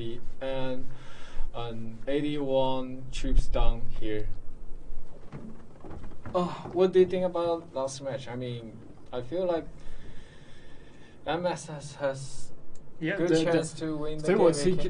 It was like they have been taking lead in the for 6 minutes. Yeah. Yeah, and at the end of the game, the Legion they know that they know we were so struggled with capturing the B, and they saw how many defense there, and then they took a really quick response, and they changed their direction and just aim to the C directly, and the C is kind of empty there. Yeah, it's kind of empty there, and the Legions just use all of their units like to wave in the C, and took the C very soon. But the MSS they did also very good because they tried so hard to step in and to interrupt the capture. If they can step into the point C and block the time, block the countdown, then they can still win the game. I mean, it's quite close game. MSS also got good chance to win the game, but unfortunately, Legend is better this time. Maybe they can come next season. Yeah. And also for the Legend, congratulations to them. They are heading to the next series. Yeah. And let's say the map and the band pick for next round of the game. It's gonna be GNS versus AK. Yeah, let's say what GNS gonna pick first. I'm gonna ban it to the very first map. Let's see what the GNS gonna ban here. Algolia. Yeah, Algolia. Nice ban. And nice ban. You think you don't like Algolia? I don't like the map. Yeah, in the last season I don't like Algolia, but this time I love Algolia. Oh, okay. I want to some play Algolia. Value Fortress got banned by AK. Yeah. I know the Algolia got balanced more, right? Mm-hmm. And the GNS they pick Harbor City. Yeah, Harbor City is a classic map again. And let's say AK. Helonfield. Helonfield. One map. It's to be honest, it's kind of it's kind of risky to play in Harbor City. You see many games before, right? Yeah. And Harbor City in this season is actually not like in the past seasons. Harbor City is a very good map for attackers because Harbor City, we know everyone is so familiar with this map, and you need to pay close attention to the defenders because defenders knows your every move. Kind of every strategy. Yeah, both teams will take the same move for if they play in attacking side. Both teams have studied the same strategy over many times, I think. Yeah. So this is kind of risky. Yeah, maybe GNS will bring something new strategy into this game, and then and if you can do that, it will absolutely enables you have a greater chance to win in this map. But also for the Halo Field, I think Halo Field is a greater chance. It's a great choice. Yeah.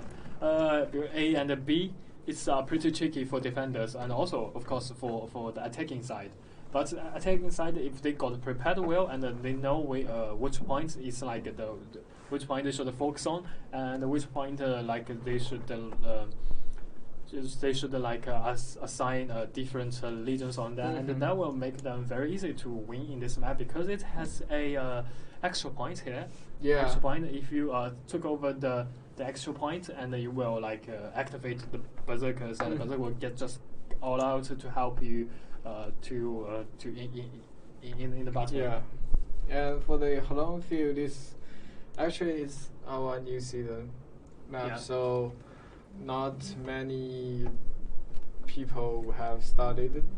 I mean, as much as Harbor City. So if you can bring new stuff here, definitely you're gonna have good advantage here.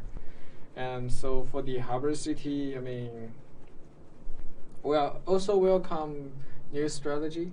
We are looking forward new strategy, even it's the older map, right? Yeah. So, looking forward those two teams and hope they can perform well and bring us tremendous good play, right? And Halong Field, it's my favorite. Not favorite map. I mean, I like the map because the extra point sometimes it can give you extra energy. Sometimes as defender you as attacker, sorry, you kind of have no way to initiate or no way to response the defender. Yeah. Then you capturing the extra point. Then with the music and with the shadow of berserkers, it can give you energy here. Yeah. I keep looking at this this kit actually. Yeah, it's it feels like I'm obsessed with it. Okay. Yeah. Then we are chanting. Yeah, it's a pretty good one. Yeah. Okay, I love his weapon. You see here. Yeah. This is poleaxe. Is it? Not quite sure the English name. I think this is a poleaxe. Okay. Yes, it is. Okay, then I take it. You take it? Yeah, poleaxe. Yeah. Even if it is not, we call it poleaxe here. Yeah. Nice. Snowstorm. Snowstorm. Yeah, this is the gift for Snowstorm champion. So yeah, last game the Legion. Yeah, they can receive this beautiful kit because they were the champion for last season's CBL Snowstorm. Oh yeah, and we also have on sale right now for this one. Yeah. Yeah, guys, just show how you love this this thing. Maybe in the future you will get a chance to get it. Maybe, yeah. Oh, so it's not for sale right now. Yeah, it's not for sale. Absolutely, yeah. I'm kind of obsessed, like you said here now. Yeah. I need to get one sometimes. Maybe you talk to the legend member. Can I have one? Ask them. Secret talk. Secret talk. Yeah. Yeah. Can I have one of your toy winner prize from the last season? It's so nice. I mean, kind of obsessed here. Cannot sleep without it.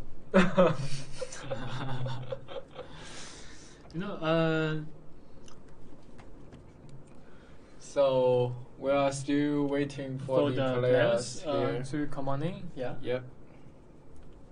And it seems like a team got some trouble here. Yeah.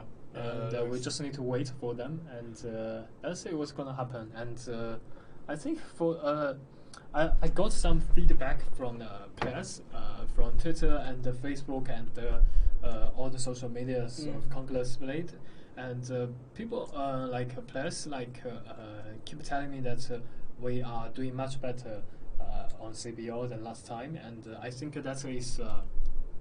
We're glad to hear that, but we need to thank all of your support here. Yeah, sure. Because it is your support and your passion, and make us make CBO be better and better, and even the Conqueror's Blade, yeah. And we know Conqueror's Blade, we intend to keep communicating with the players all the time. We want to make the game like a play-oriented game. And all of your ideas are pretty important to us, and so just feel free to tell your ideas and your feedbacks on on our game, and that will just make us be much better and be the dream game for all of you guys. Definitely. A game is like, it's not only our effort but also everyone's effort. Every feedbacks and every ideas are all welcome. And you guys are also building this game with us. Yeah. Yeah. So we're still waiting for the players entering the room here. And have you seen the teaser web? It's already published. The teaser for the next season. Yeah, I see it. Yeah. The first day, but I got confused. What is that? The first day is, if I remember correctly, it's a year. It's ice. It's ice. Yeah, it's ice, and it says 289 years. Yeah. What does that mean? Can you tell me? No, it's secret. You go do some research. But I'm a bad guesser. and the second day, if I remember correctly, it's five phrases. 5 faces. With a fire picture. Fire picture and 5 faces. I can tell you that. That's a Chinese culture. I mean, I'm not. It's hard to explain, but yeah. 5 faces. I don't know what is that. It's related to the Chinese culture. Yeah. And let's say what's any new information from our director? It seems like a team got some trouble here, and we need to make sure that. Yeah. Looks like they're not gonna make it this time probably. If so, we feel sorry. I hope not. Yeah, we still we are communicating with our director here, with Jessica here. Yep. And we are waiting for the as we players know, coming. Yeah. Each team have to be 15. Yeah. 15 but later on at 20 o'clock sharp, we are gonna have a cross division tournament. And that is a huge map. Yeah. That is a very huge map, and the CNC, the Crusaders, and the Wildfire, they're gonna be one team and play together against the 2 teams from NetEase server, and that will be. So I have got questions. Yep. How are they gonna communicate with each other? Yeah, they are Chinese and Korea, but I think the NetEase is all Chinese, right? Yeah, NetEase all Chinese. Yeah. Oh, come on, this is you. You cannot speak Korean. But how do you know Crusaders? Our players are so good. Last time CBO, I still remember a music band of Beiliang. Yeah, they come to our show and sing a song for us, and it's amazing. Oh, and they also we have so many community activities in the past seasons, Draw the Avatar, and also the beautiful screenshot and all the kind of beautiful stories, and also writing stories. So we have this kind of community activities before, and the players are so good. So how can you reckon that Okay, the my Crusaders bad. cannot speak. My bad. Yeah, it's your bad. Sorry. Yeah, but we'll figure it out, and they need to. Yeah, I mean, I'm looking forward to the match. Like, both four. I mean, both sides with four teams are so good, right? They are the top two of each division. Each division, yeah.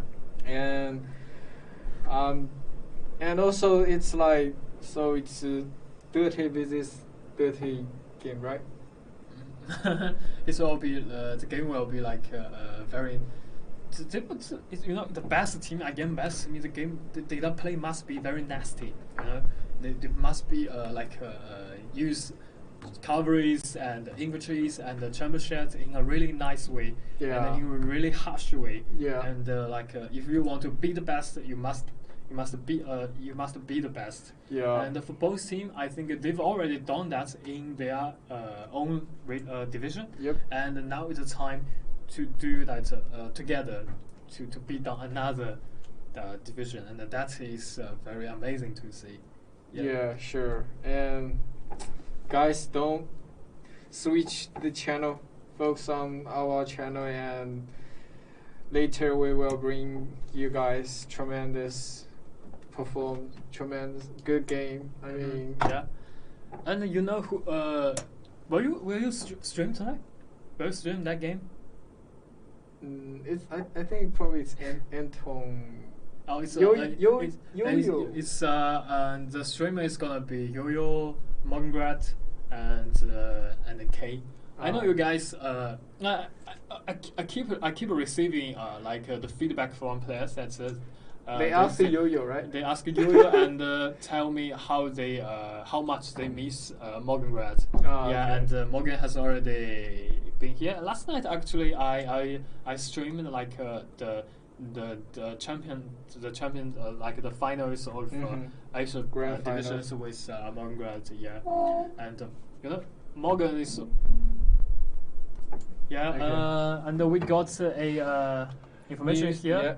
Yeah, the AK is just got promoted here, and GNS they just for some reason they just cannot cannot make it this time. Make it this Hope time. they can come in next season. Yeah, coming next season, and let's just congratulations AK, and you guys got promoted this time. Yep. Yeah, and that is all for today's show for MENA division. Yep. And let's take a break and see you guys at 20 o'clock sharp. That's gonna be another good game. Another good game and another good game. And see you then.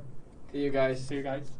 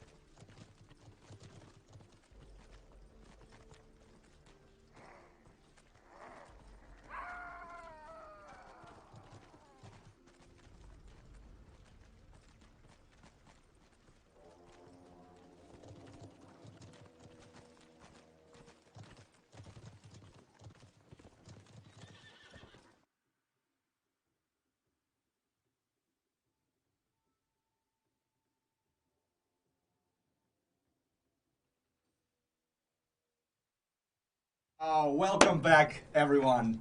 Hello, hello. Hi. We are here with Booming Tech, here from China. Beautiful day, Sunday. It's been raining whole day. I hate the weather. But what makes this day just perfect is the event that is going to be taking place today. So, here is Yo-Yo. Here is... Okay.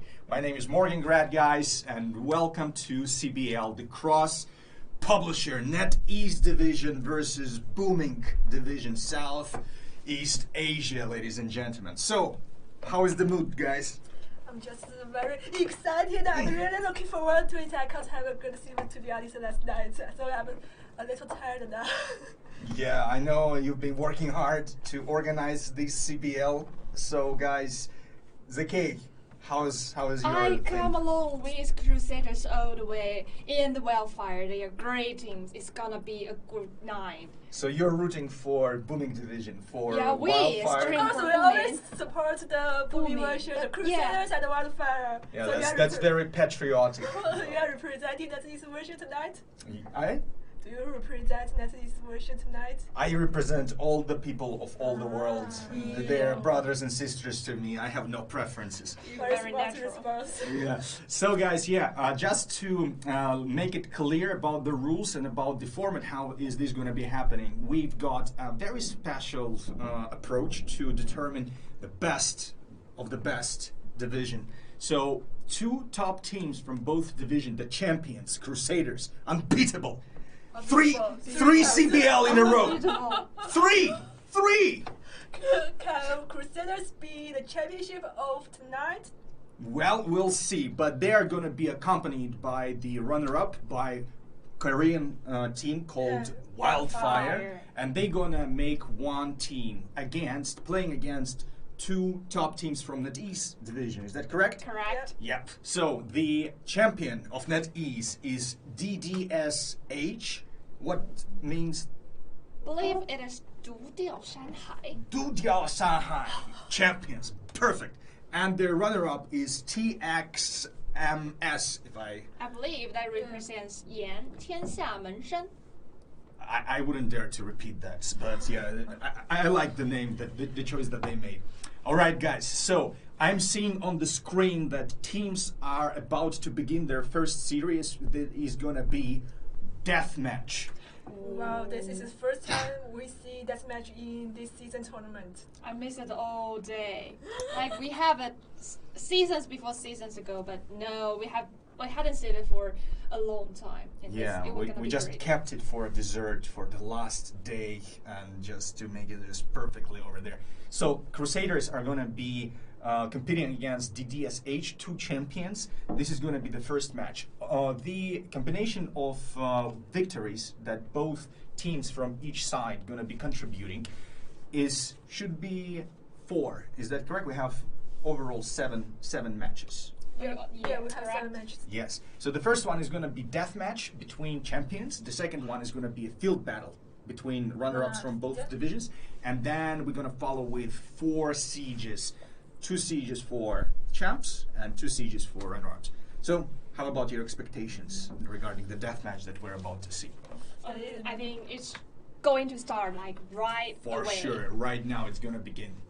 Well, it's the first time I see it, so I can't see any prediction on it. I'm not sure how they can perform on this deathmatch. Yep. The only thing certain is all these players are the greatest. That's for sure, and we are here to see Cliff Duel. I've been missing this map. So many memories about that. So regarding the weapons that players chose, so for the DSH, they are actually going with pretty many ranged weapons. So it's like more than half of the team took muskets.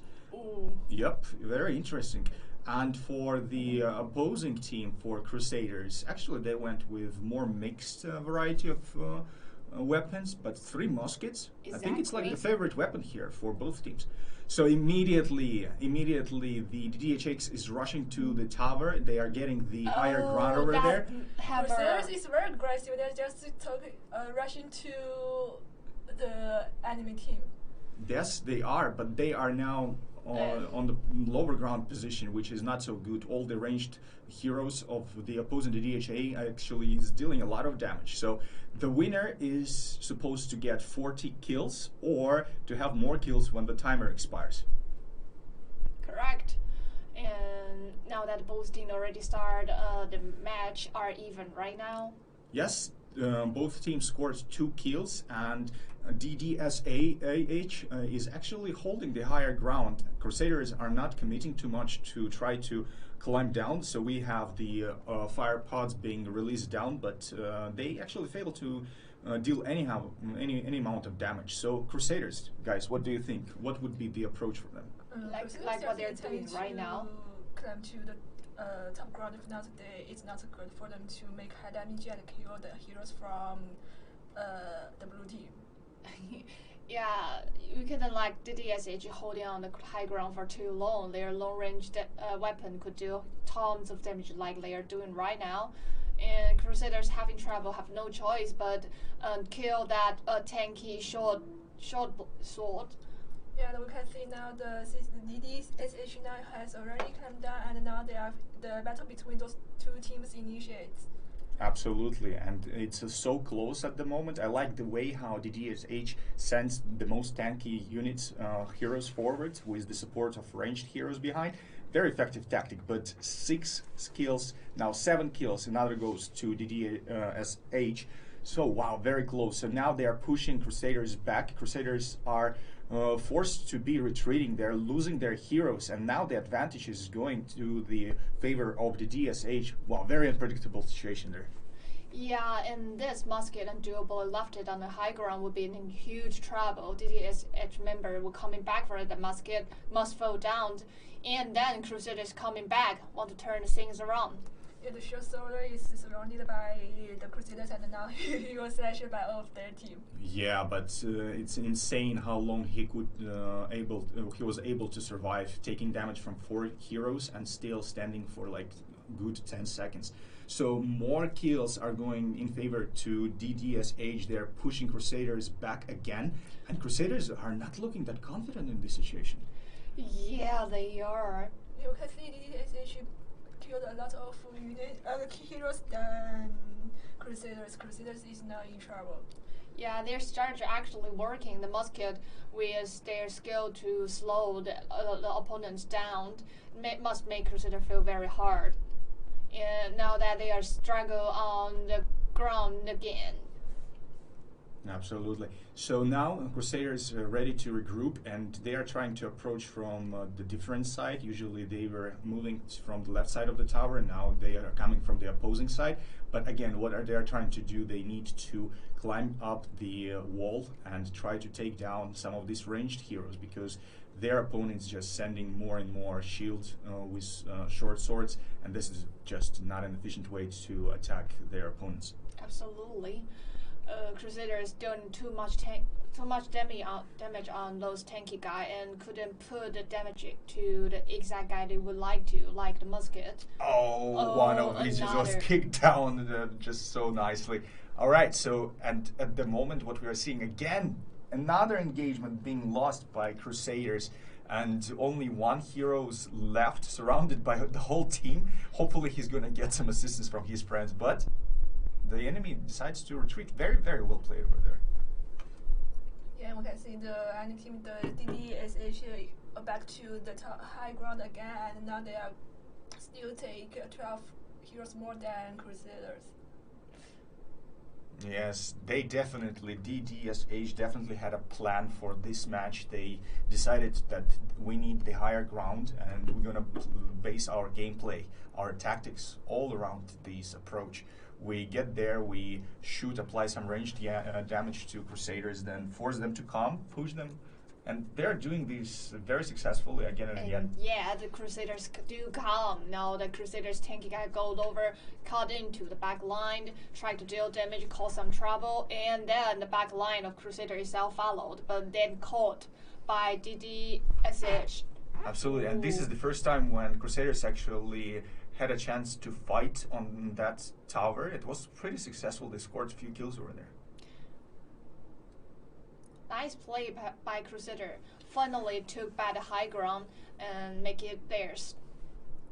Yeah, I think Crusaders will take any of chance to make full use of this advantage on this high ground. Yeah, let's see if it's going to be come back for them, because the amount of kills that they scored is twice less than for their opponents. They are now in a very, very difficult psychological situation.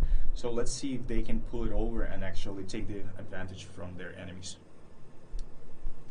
The situation for DDSH isn't good right now too. Their long-range hero wouldn't fire easily from down to the high ground. So they got to figure something out rather than just rush in and take back the high ground. And they definitely have figured something out. They are unleashing some fire arrows from the card. They are also applying some damage from their muskets. And Crusaders are actually now pushed to the situation to be hiding on this ladder. So here comes the attack. Yeah, the hammer in the front and followed by the dual blade and musket. But they doesn't seem too willing to engage, fall back immediately. Absolutely, and the thing is that this map is not about controlling the area, it's about killing their opponents for Crusaders. And the time is running out. Basically, all the time in the world the DSH has is playing on their advantage. They don't need to be killing anyone already, they can just sit back. This is Crusaders who should be pursuing the enemies. I think like they're wrongly thinking that the DSH should be attacking. I don't think that they will. Yeah, DSH now is just roaming around the ground, and they didn't do anything towards the Crusaders, but Crusaders can't wait anymore, so they just come down and they take the first attack to the DSH. Absolutely. This is the only way for Crusaders to win. They need to be aggressive, they need to be seeking their enemies. So immediately two swords, shields are just jumping into the swarm of Crusaders players. All ranged heroes of the DSH are behind, following, trying to shoot as many enemies as possible. But amount of damage that heroes tanking just insane. So prolonged battle. Nobody have fallen yet. Very good micro play there, positioning. All players are on the top notch over there. Absolutely. Until now, nobody could still not doing any fatal damage. Yeah, the shield story is too tanky. They are, but you can take a look that players who are not that heavily armored still are able to dodge a lot of damage. They are coming back, healing, returning, and this is insane. I mean, like, how long can this battle go without anyone dying? This is the first time I see something like that during the deathmatch in CBL. And yet, I believe the dual blade could be the turning point. To dual blade from two sides is seeking chains for now. They would like to have a perfect change and caught some non-tanky units, make a perfect kill. Absolutely, and the first kill goes to Crusaders, and I'm loving this role-playing bow guy on the tower who's just unleashing his arrows to the lower grounds enemies. But now heroes die one by one. Two goes to Crusaders, one goes to DDSH, and wow. Let's see, one more goes to Crusaders. Well down, 15 versus 24, 6 minutes to go. Anything can happen in this situation. The DSH scores another win, and it's getting too close, but still not close enough for Crusaders to overcome the difference in the score. Oh, yeah, two more kills. I think like it's not going very well for Crusaders. Yeah, Crusaders gotta try harder, and a musket and a dual blade still left it here. I believe that musket must be punished by DDSH. And there they go. Yeah, this musket is also named KKK. KKK, my friend. Yeah, actually, this player was the MVP twice during yesterday's finals against Wildfire. He scored one of the games. It was like 10 kills, something. Yeah, very impressive. Almost 2 million damage to units. And again, the situation is not very pleasant for Crusaders. They're trying to use the fire card to apply some ranged damage. But DDSH feeling very confidently. They're just waiting on the tower. They have 30 kills, twice more than Crusaders, and wow, that's very unpredictable.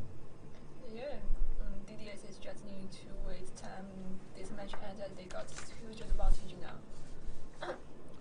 5 minutes to go, and Crusaders haven't figured out what to do. They are just standing around the map, and I don't know. It's wasting time. Do you think that they lost their spirit? Do you think that they already I don't think decided that they will lose?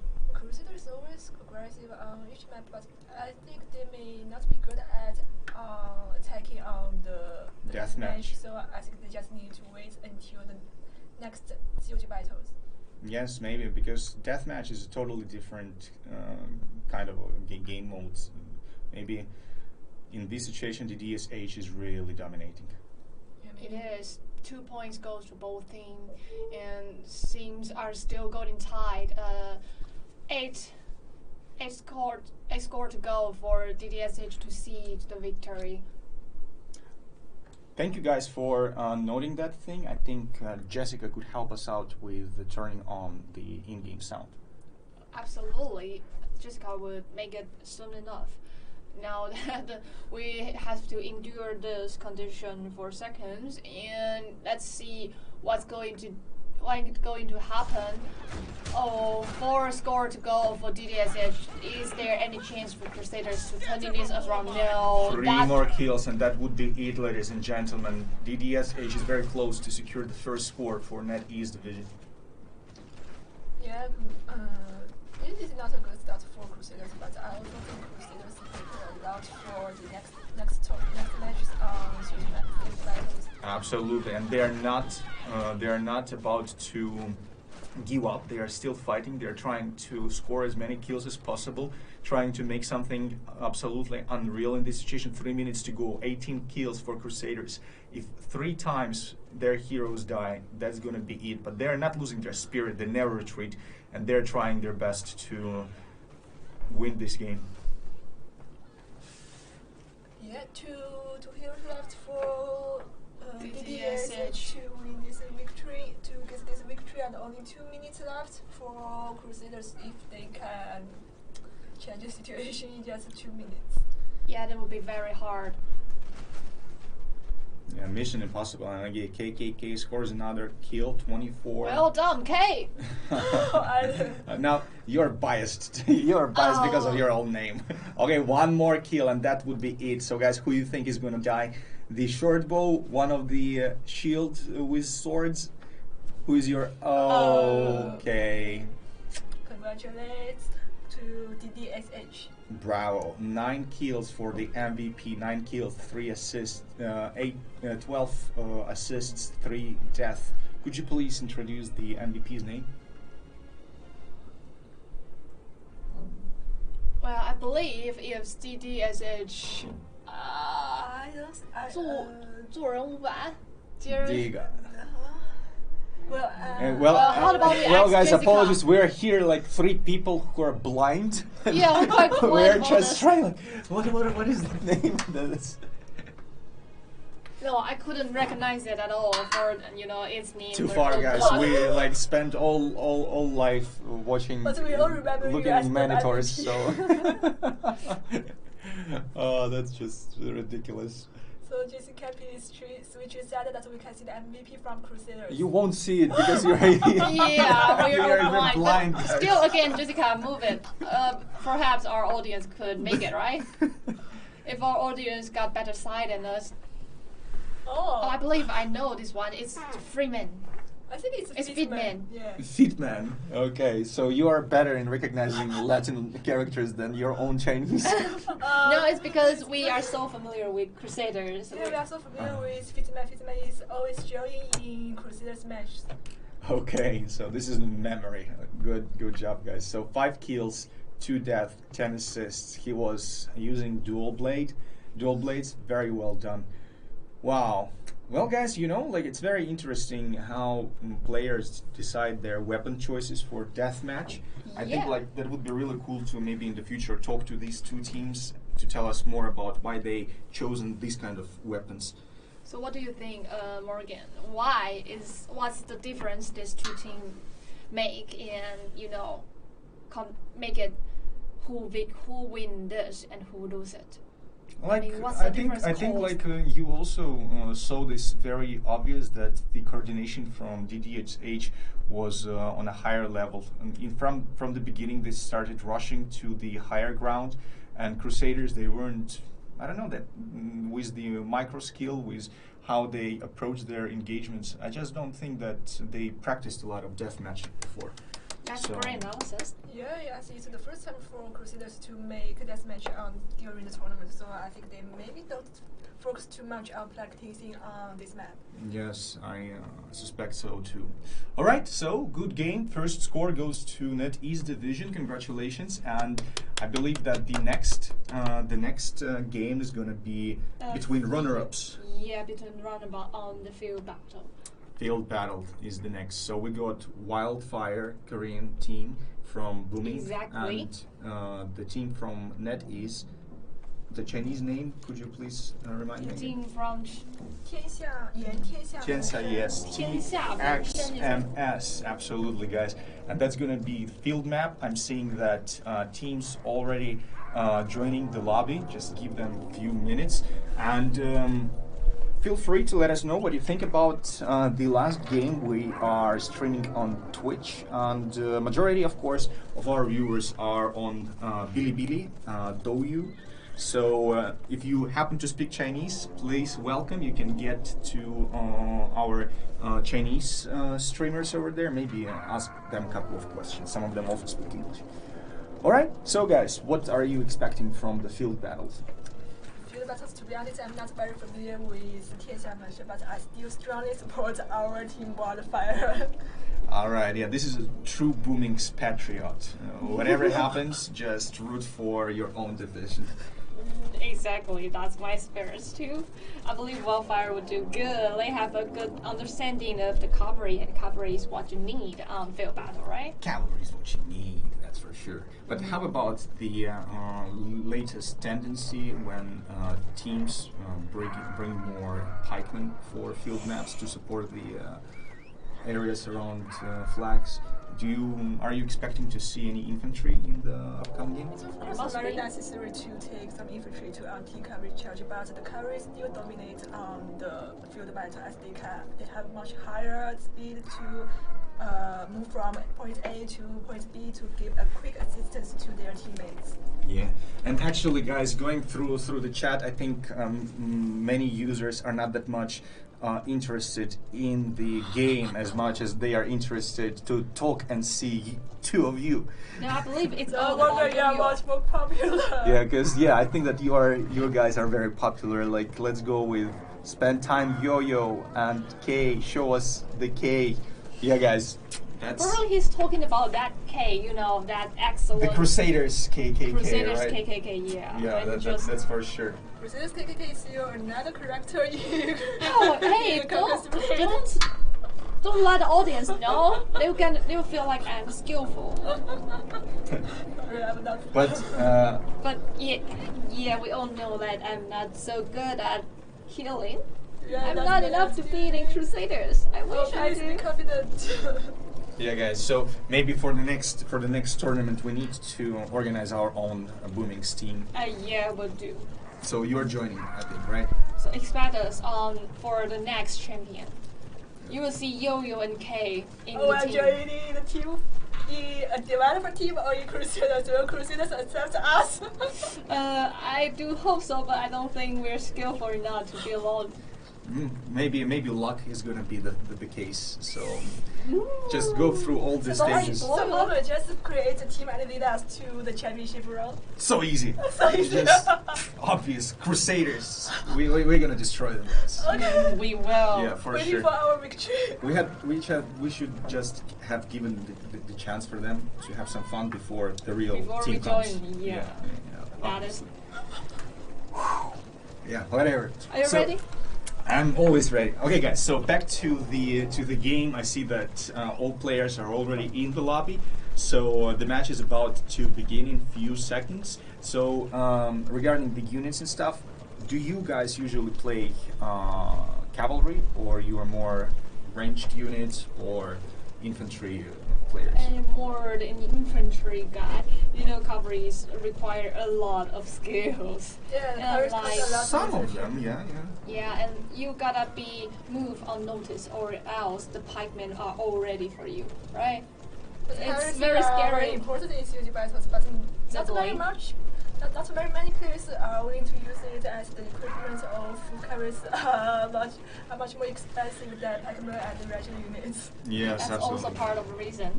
Yeah. How about you, Yo-Yo? Do you usually play cavalry? Sometimes yes, especially on field battles when playing ranked battles. Yeah, and what cavalry do you usually use? Normally Kashyyyks and Oh, you use Mongolian Seasons Kashyyyks Tier 5, right? We are Chinese and we must use some Chinese units. You see, she always, when she talks like, this is our division, I root for them. I pick this unit because we're Chinese, we need to get Chinese Hey, units. please, I use the Dutch. And actually, I use the Dutch Japanese weapon, okay? okay, so at least some, maybe you have some relatives from Japan or something, because... Never mind. Never mind, I just see what will happen on this field battle. Okay, and Oh. we are now looking at exactly this thing. So the unit compositions, guys, that's very interesting. So majority of players tend to bring spears for as a hero weapons choice, then tier 5 cavalry with the fire lance and the wind hussars and tundra yeomen, some berserkers from both sides, loyal guards, then the halberdier sergeants, and I also see some Alp halberdiers. But Pretty not so interesting. much Imperial Guard, right? Mostly. Nope. Yeah, it's, Surprisingly, no Imperial guards. that surprised me a lot. I think I only see one for the for the TXMS. MVP just now. Yeah. Only one person. That's very cool. We see more berserkers than Imperial pikes. That's cool. That's weird. What's their strategy? But for Imperial Guard, is usually the most effective anti-cavalry unit. They carry out a lot in the field battle in previous map. Yeah, but as both teams take a lot of carries instead of infantry and pikemen, they can just do a horse anti-horse. Or Absolutely. horse that's Actually, it's very interesting that Wildfire decides to heavily commit to tier 5 cavalry just from the beginning, while their opponents from NetEase Division TXMS actually going with more T4 Tundra Yeoman unit choice, and they go with more mixed composition over there. Interesting. yeah. Do you think it will cost them this Well, first team fight or not? I would not dare to predict what is going to happen, because on the level of play like this team, two teams play, anything may happen. So we see that now that the red team is trying to surround the regiment around point C, and the blue team just retreats for a moment, and just beautiful attack from behind. The very nice ambush from blue over there, but they're being surrounded by too many units of the red team. Red team overwhelmed, and if the blue team support didn't come up yet, the C will fall into the control of red team. But Absolutely, just to Wildfire now is being very successful with this first engagement. They have scored like 5 hero kills something, lost 1 hero, and now they're even pushing forward, but they are in the situation by being flanked by the enemy, because the base camp is being captured by NetEase team. This is big. While Wildfire is winning and killing, applying damage, they're losing their points and the home base. yes, they should be more careful about this now that it's long way for them to get back to support us. Oh my god, so this is a disaster for Wildfire. So Yes. well played by TXMS. yeah, therefore the only thing Wildfire could do is turn around and took the opponent's final base in hope some of those, Oh some my of God, those this is heroes could insane. stop this when they try to take the final base. Yes, some of, berserkers from Wildfire trying to prevent these Tundra Yeomen from capturing the base point, but these berserkers are so much outnumbered, and they're going to be slaughtered by continuous charges of Chinese NetEase TXMS. Is it going to be just that? Is going to be it? Oh my God! So 2 more heroes are coming from Wildfire part, but they are doing. Oh my God! Bravo! TXMS just outsmarted their opponents in such a good manner. That's insane. So please don't care of your final base, although you are pushing forward to another point. I think they do left somebody there to stop it, but the thing is, blue team was just so smart, like predict us in a lot of blue team member over there. Red team also were overwhelmed in their own insane. Final base. This is ridiculous. This is too much. I never seen some final battle end up this soon. It's very cool, impressive. Carried out by Chinese mainland. But anyway, congratulations to NetEase. For another point. Yeah, TXMS. 天下门生. You guys get another point. Insane. So now about the MVPs, I have 2 hosts that can't see anything even with their glasses. So I'm not hoping even for you guys to read the name. I think I can do it. Yeah. Okay. You go. 专制不服.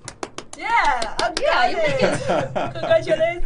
专制不服. Nice. Okay, this guy And got 3 kills. Or will it on it? 300,000 damage, but finally played. Very, very well done. Very well done. Yeah. Yeah. Wow. So guys, we're now rewatching the flow of this match, and just to note how interestingly that did go. We were wondering about why so many Tundra Yeomen of Tier 4 been taken by TXMS, and it seems like they had a very nice plan just to outmaneuver their opponents. They retreated from majority of fights and flanking from the opposite side of the map with Tier 4 faster cavalry. That move just granted them a great, spectacular win over there. Very smart approach over there. Congratulations.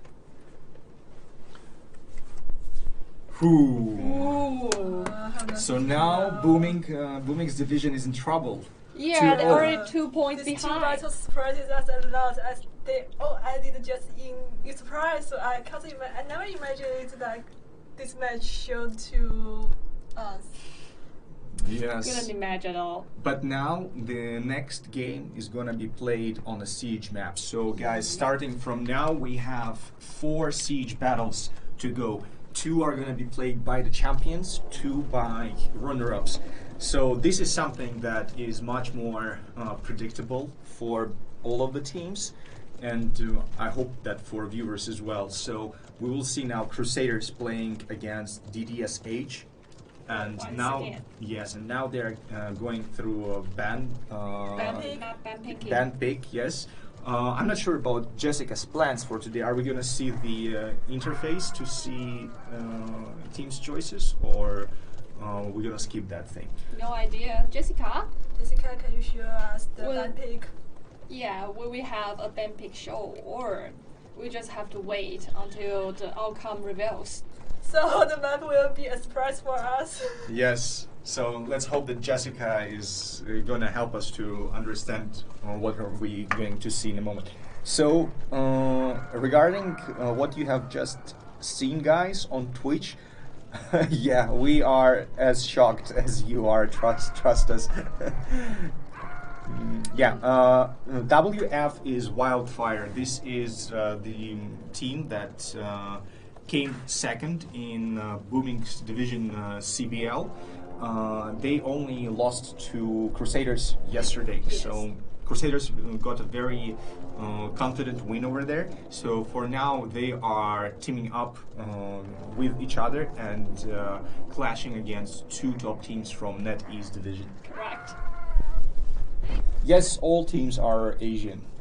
So, regarding that, guys, Oh, yeah. are you looking forward for 2 global CBL? The international What ones. do you mean, the international ones? I mean, when South America, when Middle East, Yeah. when Asia, when China, when Europe, when North America is going to be participate. clashing. The real global tournament. Real global tournament. course, we are very happy about this global tournament. We can see each division performance on this map. As for Asian player, we don't have a chance to play with European players, play with North American player, and even South American players. So it's a very good chance for us to see what they are going to do. But now that Jessica showed us a map ban pick, cool. So let's firstly, so what Crusader banned? They banned. Oh, Antinopolis is out. This is actually the second time in 2 days when Crusaders do that. Interesting. Interesting. And Yep.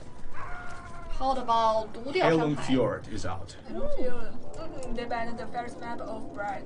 Probably they watched the Crusaders match yesterday. They did so well on Hellfield. Yeah. So Wolford is the pick of Crusaders, and for DDSH it's 独 gonna 钓 be Shanghai. It's their own pick. Well, Jessica trying to make it misery. Harbor Oh. City. Very classy choices. Very popular maps. Wolford, Harbor City. Both maps will allow a lot of cavalry play. So let's see how it's gonna go. Like Continopolis and Halong Fjord. Why do you think they did these bans? Hard to say. Maybe I can know it after I being the part of Crusaders or part of DDSH. High possibly, and also probably Crusaders have watched 独钓 Shanghai's record before. Like probably this guy are so well on this map. I have no idea. And as for Crusaders themselves, I believe these guys do well on Cantinopolis. They are no reason to bend it. For themselves reason, probably because 独钓 Shanghai is so well. But both teams select these two maps, these two popular maps among Asian division. I'm very curious on what they are going to perform and what they are going to do on these two maps. As we all know, these two maps are already compensating for a very long while, for around 302, 304 tournaments. So I'm not sure if they will take much more interesting and new strategies on these two maps. I'd be surprised if they could carry anything new. I mean, this map are on the stage for 100 times. All strategy already developed. Are you so sure about that? Maybe we'll see some. No, I'm not so sure. Nafar guards, 15 units, and followed by tier 2 cavalry. Oh, this would be some new stuff. I would like to you see. go with it? Yeah, this is my plan for Booming's team. Well, Yeah. I'm very worried about it. I've already seen our news. Yeah, probably tournament. you're the people from that Nadic server. You definitely not stand for our booming server. How would you know? We need to experiment, guys. Yeah, we need to experience. That's we need correct. to find another 12 players with us. All right. So for Wolford, I recall Crusaders on this map how they performed. Well, actually, this was one of the teams who started aggressively using Nafar guards over there. Like in one of the matches, they took even three of these, putting them behind the corners and being very defensive over there. But the big question whether they will decide to protect and commit A with as many high quality infantry, or they will decide to retreat into behind the city walls and play cavalry style. Do you have any expectations regarding that? They will choose to retreat back to the city instead of focusing too much on the point A. Agree.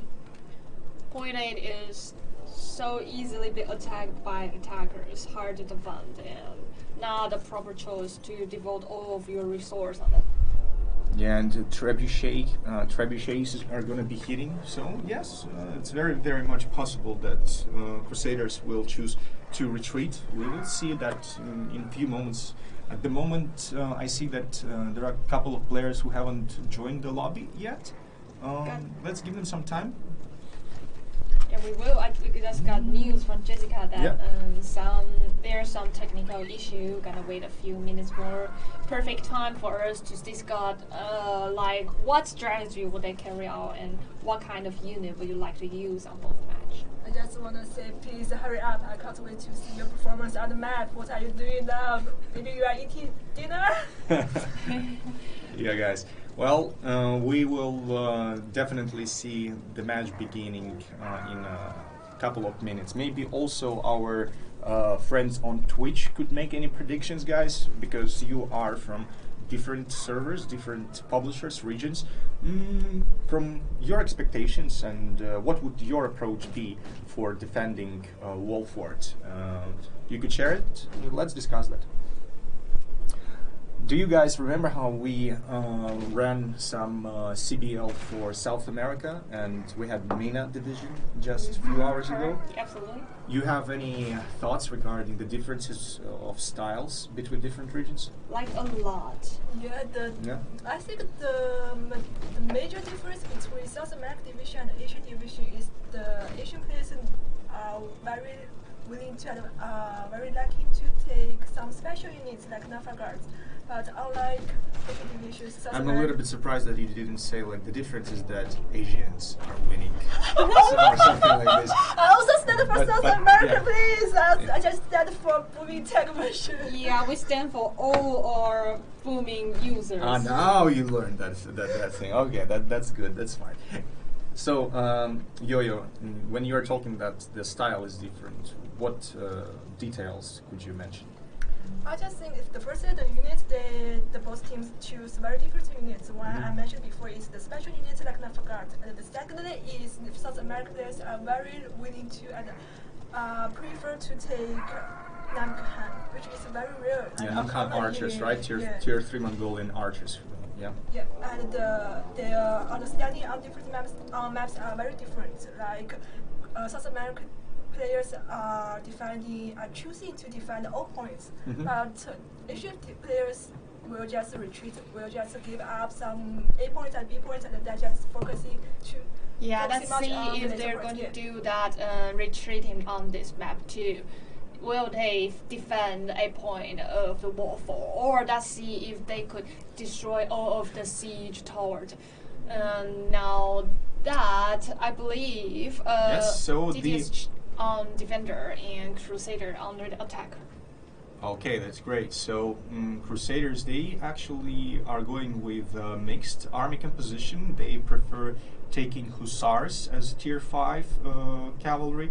Then they bring some, I see one unit of Shield Maidens. I see Imperial Guards pikes. Then Tundra Yeomen, Berserkers, and no Nafar Guards, only none, 0. Ooh. Yep. But they take some gunners.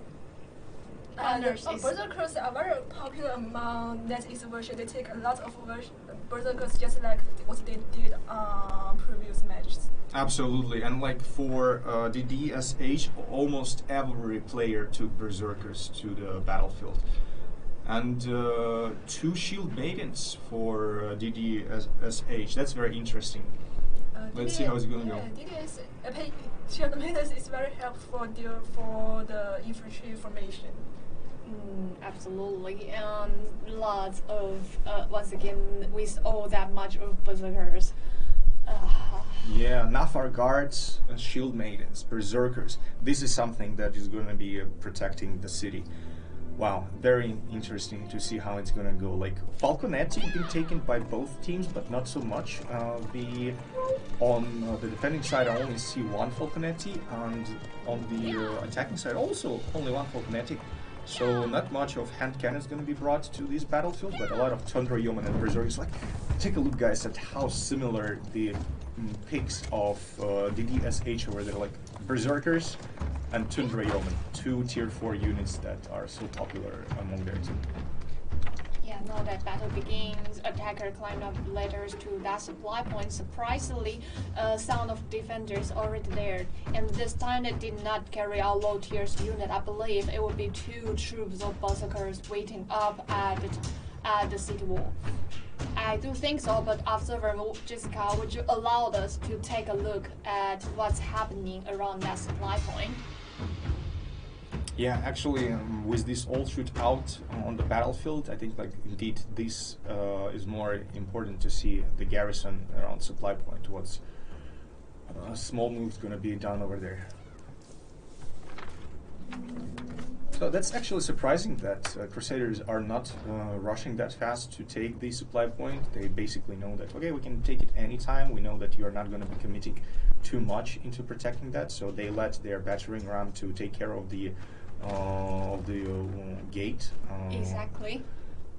Winged Hussars there, so Trebuchet strike is incoming. I don't know how much damage is going to be dealt, but at least this is some beginning for it. Oh boy. Oh boy. That was a perfectly set trap over there. It's so disgusting to see. Well done, DDSH. Beautiful and now shot. that the very right siege tower already got destroyed, Crusader got no choice but go in the championship to destroy enemies' artillery. The middle siege tower fall, also another one on fire and fall at this very second. Now the Crusader got to wait until the respawn of both three siege towers to start another round of push. Oh yeah, I had to say that this is a little difficult for Crusaders as now none of siege towers approach to the city wall and none of their players are successfully attached to the right city wall. If not, it's very hard for them to take the point A.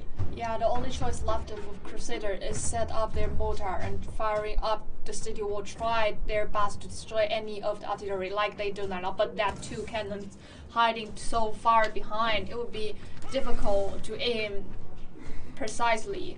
Yeah, unlike their previous matches, I think Crusaders are very careful when combating with net inspiration. Absolutely. And yet, Yo-Yo, another siege tower on fire. Yeah. Do you think they could ever make it? I don't think so. The rest of the tower is on fire, and it will be broken instantly. But this siege tower is very crucial to take cover on the Red City wall, and then moving forward to point A. And we can see there's no progress from Crusaders team to take on this map. It's a little dangerous for them. Exactly. The siege wall, the city wall is already destroyed, but Crusader didn't think to take full use of it. Now they're still putting all their attention on the siege tower and the artillery. And I'm totally loving how the daytime has been changing. We began with more sunny, and now it's just a night battle. So let us know, guys, if you like these kind of small tweaks and changes to maps, or it's something that maybe for you is not preferable. Anyway, both siege towers are close to engage, so one of those are already there and helping Crusaders to set up their troops to the right side of the wall. Two mortars being placed. Shield Maidens are trying to cover those from any possible ranged fire. Condottieri guards are rushing with the men-at-arms to the wall, and now here comes the artillery shootout from Crusaders and all the firepower being unleashed to the defenders behind point A. Yes, Crusaders now control the Red City Tower. They are going to make their first attack to point A, and we can see some of the red team are retreating back to the city, and now they just maybe make another retreat, and they won't focus too much on defending this point. So good. So all team of Crusaders is trying to push from one single side. They are sending their loyal guards forward to tank some damage. Those are followed by I see some muskets terrified. I see another loyal guards and I see shield maidens. Yeah, difficult not to notice those. Not so oftenly we see those being picked due to their high leadership price, but let's get back to the battle. So now counterattack is from DDSH. They're trying to push Crusaders back. A lot of firepower being unleashed from both sides, and look at how many berserkers. There must be tons of it. But the trebuchet is gonna now cover all of those. This is massacre. Berserkers are just unleashing hell on the enemies, but taking damage from trebuchets. So close, so well played by both teams. But now berserkers are not there anymore. they're being totally wiped out. Cool strategy from DDSH. They use berserkers to defend the wall. Like they devote all. I bet that was all of their berserkers on point 8, hiding them under the city walls. Because berserkers, you know, they are only a few of them in one troops, easy to hide and move quickly. The stuff you would like to choose to defend point A, you know. Yeah. You can easily hide away from the championship.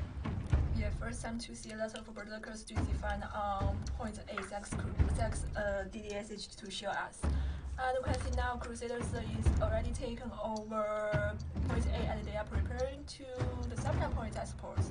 Yeah, let's see what's the next move gonna be. Just can't throw away from my memory this episode around point A. You know, like DDSH, they just basically spammed berserkers. At least like 5 to 8 units were there, but it didn't go well for them anyway. Yeah, that championship destroyed all. The berserkers actually slaughter a lot of the units, but then end up by the championship.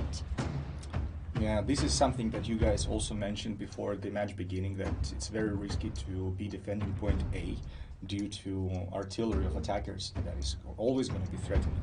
And Exactly. I think that DDSH now kind of regretting their decision there. Yeah, because DDSH putting down their forces second point is point C as well as point B. I think they are going to decided to defend all points. But I think Crusaders will put their own major force to the second point.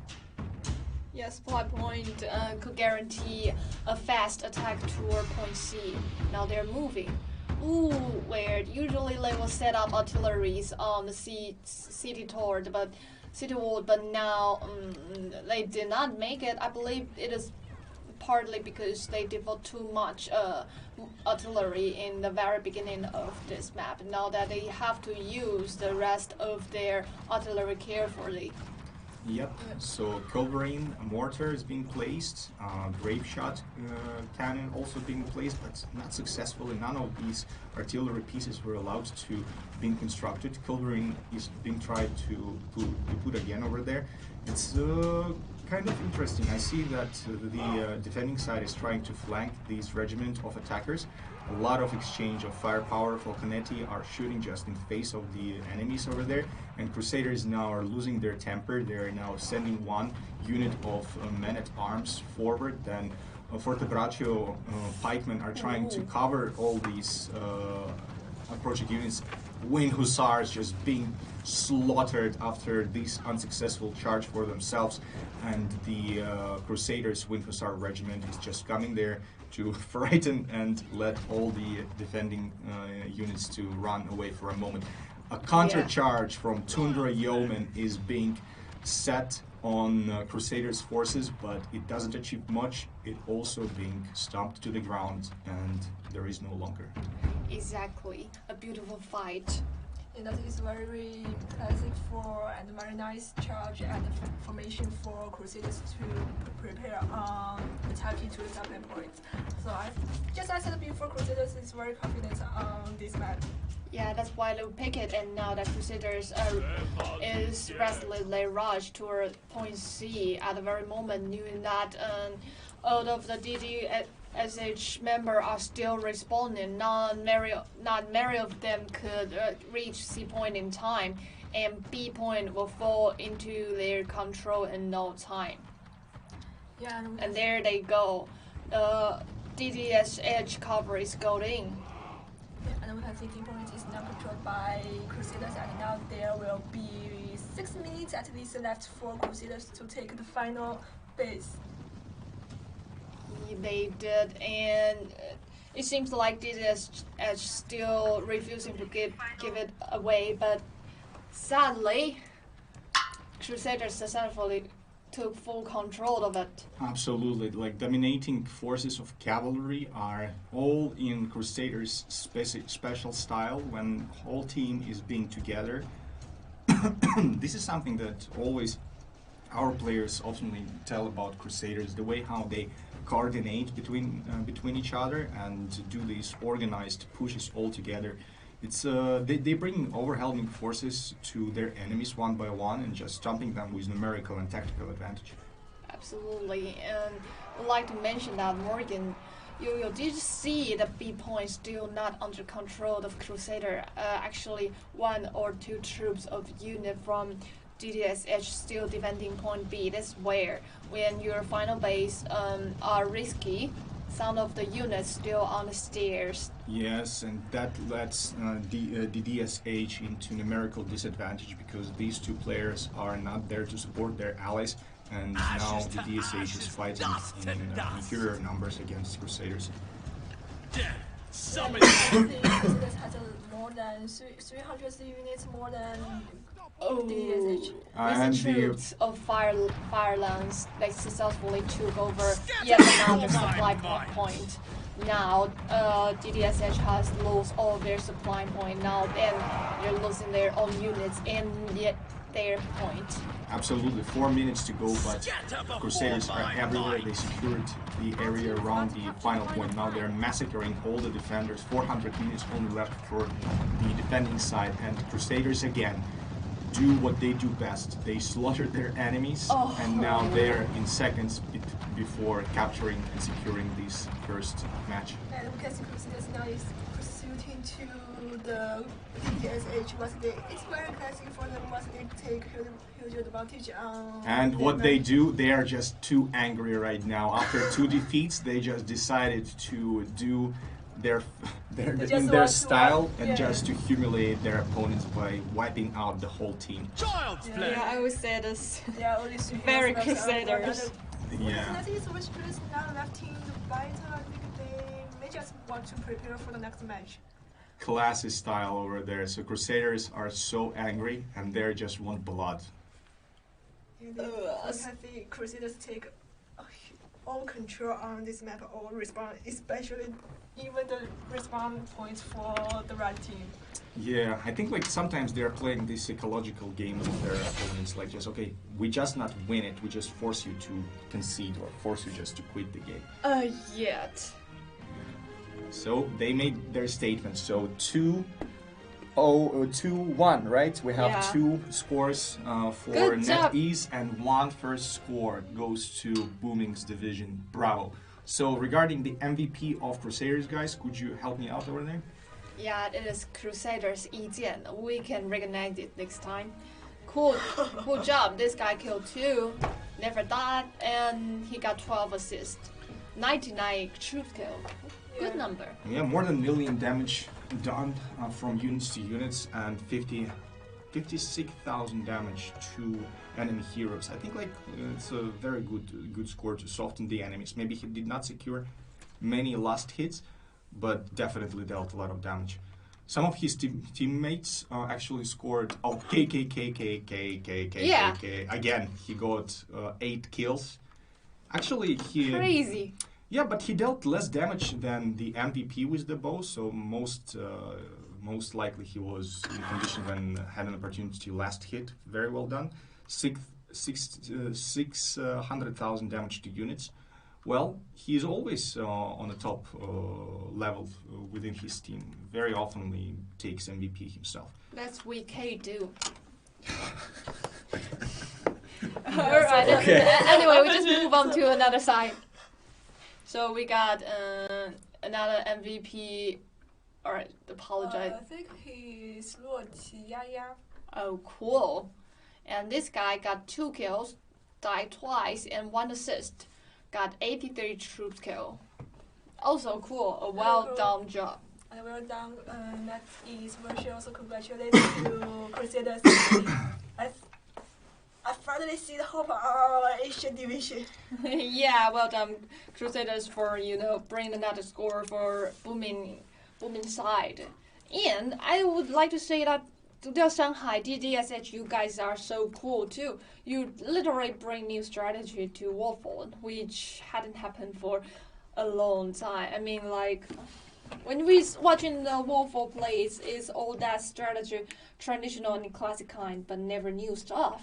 Yeah, but now in this match we saw a lot of Berserkers were defending on point A. That's very good. Maybe we can. Hey, Morgan, I think you need to learn from it to see if we can bring some new strategies in the next No, tournament. I'm sorry. I'm still rooting for 15 Nafar guards and tier 2 Calorie. I'm sorry. Like, Okay. I'm not impressed by these Crusaders. Okay, I see you are the leader of our team. We will follow you. Cool. Suicide Squad. Suicide Squad. I like it. I like the idea. So now we have the team's name. We're getting to success.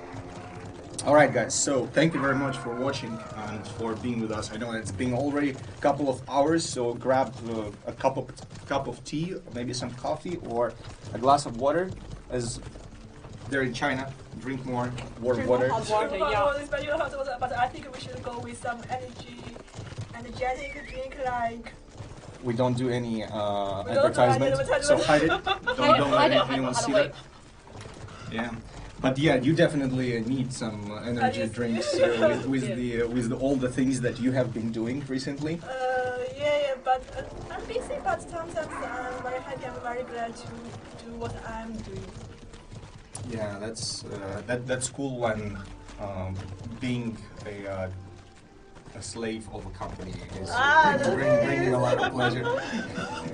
Kidding, of course, guys. So regarding the next match, so we're gonna be seeing Wildfire, the team from Korea, fighting against TXMS. No, not that fast. Don't forget we got a harbor city to go. Oh yeah. So yes. So we're gonna finish the series between Crusaders and DDSH. Exactly. Yeah, don't rush. My mistake. We have a lot of time. We got lots of time, and we still gotta get DDSH a chance to act as attacker, right? Attackers always carry out new strategy. Well, let's see if that's gonna be the case. So you have any expectations regarding what's gonna be happening over there? Not so sure. Probably they will still carry out 15 troops of berserkers, and I would like to see that. Maybe KKK will be the MVP from Crusaders in the next match. You're welcome. All right, that's awesome, guys. So I'm seeing that majority of players are about to set ready status. So a couple of minutes before we begin the next game. And what about the upcoming content for Conqueror's Blade? Upcoming content, be careful of what we are talking about. Well, actually, we just do some teaser website. I saw that teaser. What do you think of this teaser? I believe I saw some elements. Elements? Yeah. Could you name that elements? I believe it's. I think it's still something that we can't reveal now, but for some teaser you can see the monks, I see the years. the years, so what will you predict for next season? No idea. What's the meaning of 289 years? What does this mean? What's the meaning of it? I think that many players have already figured out the thing, but that would be not the best approach if we would be giving the answers. Alright, we will not give out the answer. Yeah, I think that majority of players who are being watching this stream already aware of the meaning of these things. So we can only wait for some time to give you some new information in details, even though you have already maybe know the direction of where it's going, but there are going to be many surprises, pleasant ones, that we are preparing for you, and hopefully you'll enjoy the upcoming season. Upcoming season, that will be a big surprise for all of our players. Definitely there will be. I like it a lot. Especially the seasonal theme. Absolutely, guys. So regarding the future of Conqueror's Blade for years and years and years and years to come, like, what would you expect and what would you want in Conqueror's Blade the most? Some new features, some crazy things.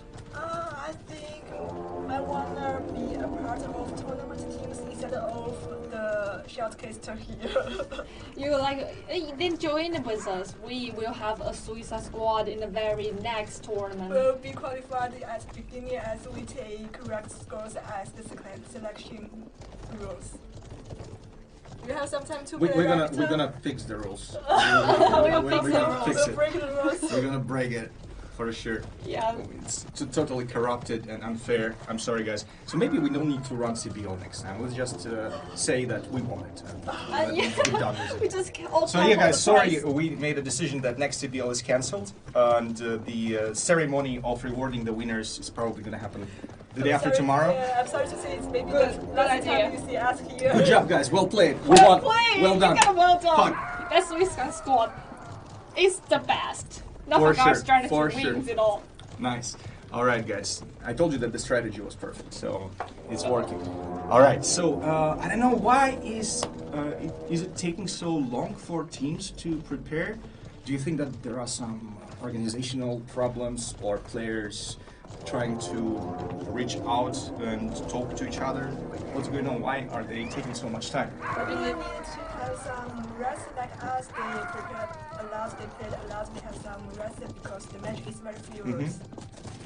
Well, yeah, a lot of stress. They all want to win. Crusaders are not a team that would just take competition easily, but DDSH is of the same kind because they are both champions and they are fighting against each other to determine the most successful and the most talented team over there. So, regarding the so we see some expectations from players and some people asking for the different seasons in the future. Well, we'll have many seasons in the future, guys, so just be patient, and I'm sure that you will see all your favorite nations, all your favorite themes. Just keep on playing the game, give us some time to improve the game, and let's make it bigger and better than ever. We will. We're just so looking forward to it. Awesome.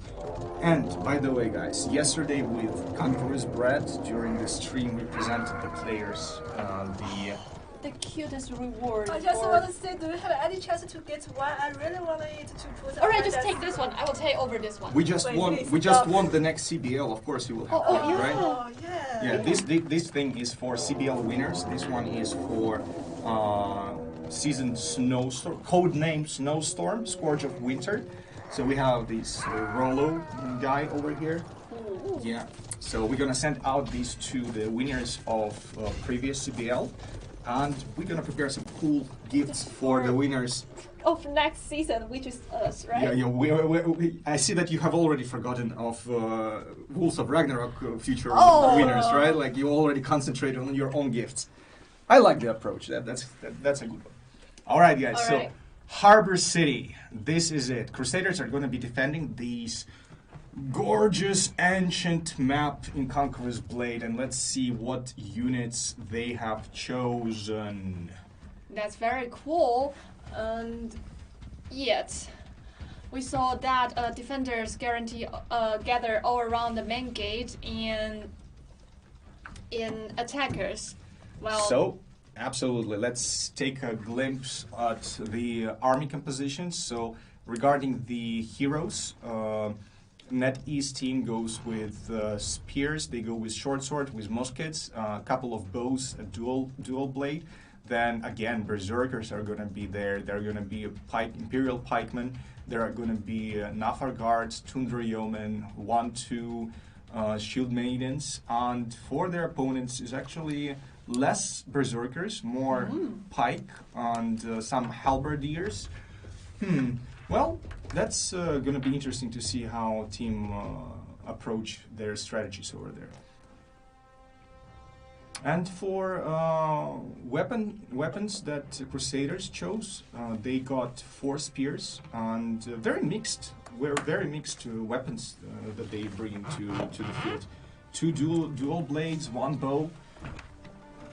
Much of variety, and another nighttime.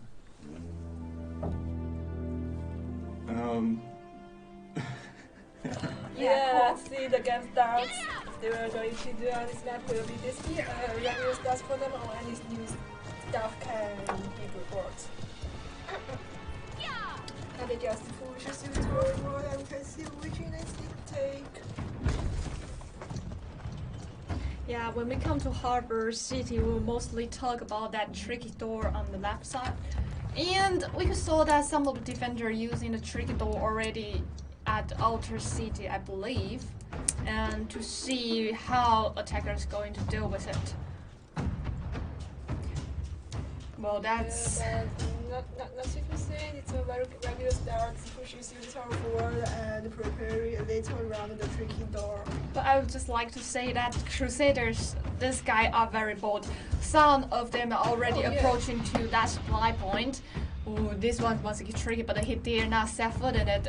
He wanted to remain unnoticed in this. KKK. KKK. Oh, it did. No, we K. Successfully. Yeah, we K mostly don't do this, right? Yeah, We K don't do this. He got a little bit overconfident over there and had to pay the price with his ally over there. Both of them have fallen, but it was spectacular. At least something to remember. So KKK always wants to be remembered. It doesn't matter if I die or I live. Remember me. Yeah, in either way you can remember us. And now that both siege towers on fire, Okay, let's bet if they are gonna get to the walls. Come on, 3, 2, 1. Do you think that the left tower is gonna reach the wall? No way. Okay, the right tower. Any chances? Come on. I don't think so, but now DDSH are climbing up the ladder, try to make some destruction for the gunners. This mortar is just unleashing some damage over there on these halberdiers, but again, only one ladder and just these blue units climbing up just to be killed one by one. Yeah, and I like the discipline of these soldiers. They went there, dying again and again. When they're to die, they have no choice, right? Yeah. You say as if they got a choice. Now Morgan, you can see all siege tower destroyed. You are right again. No arguing about your capability to predict the situation. Totally understandable. All right, so now the NetEast team, DDSH, is forced to wait for all other towers to spawn, then to push them to the city gate. 10 minutes on the timer. Well, that's going to be a very classy harbor city siege. Classic one, but a little bit boring at the very beginning stage. It's all about artillery, so...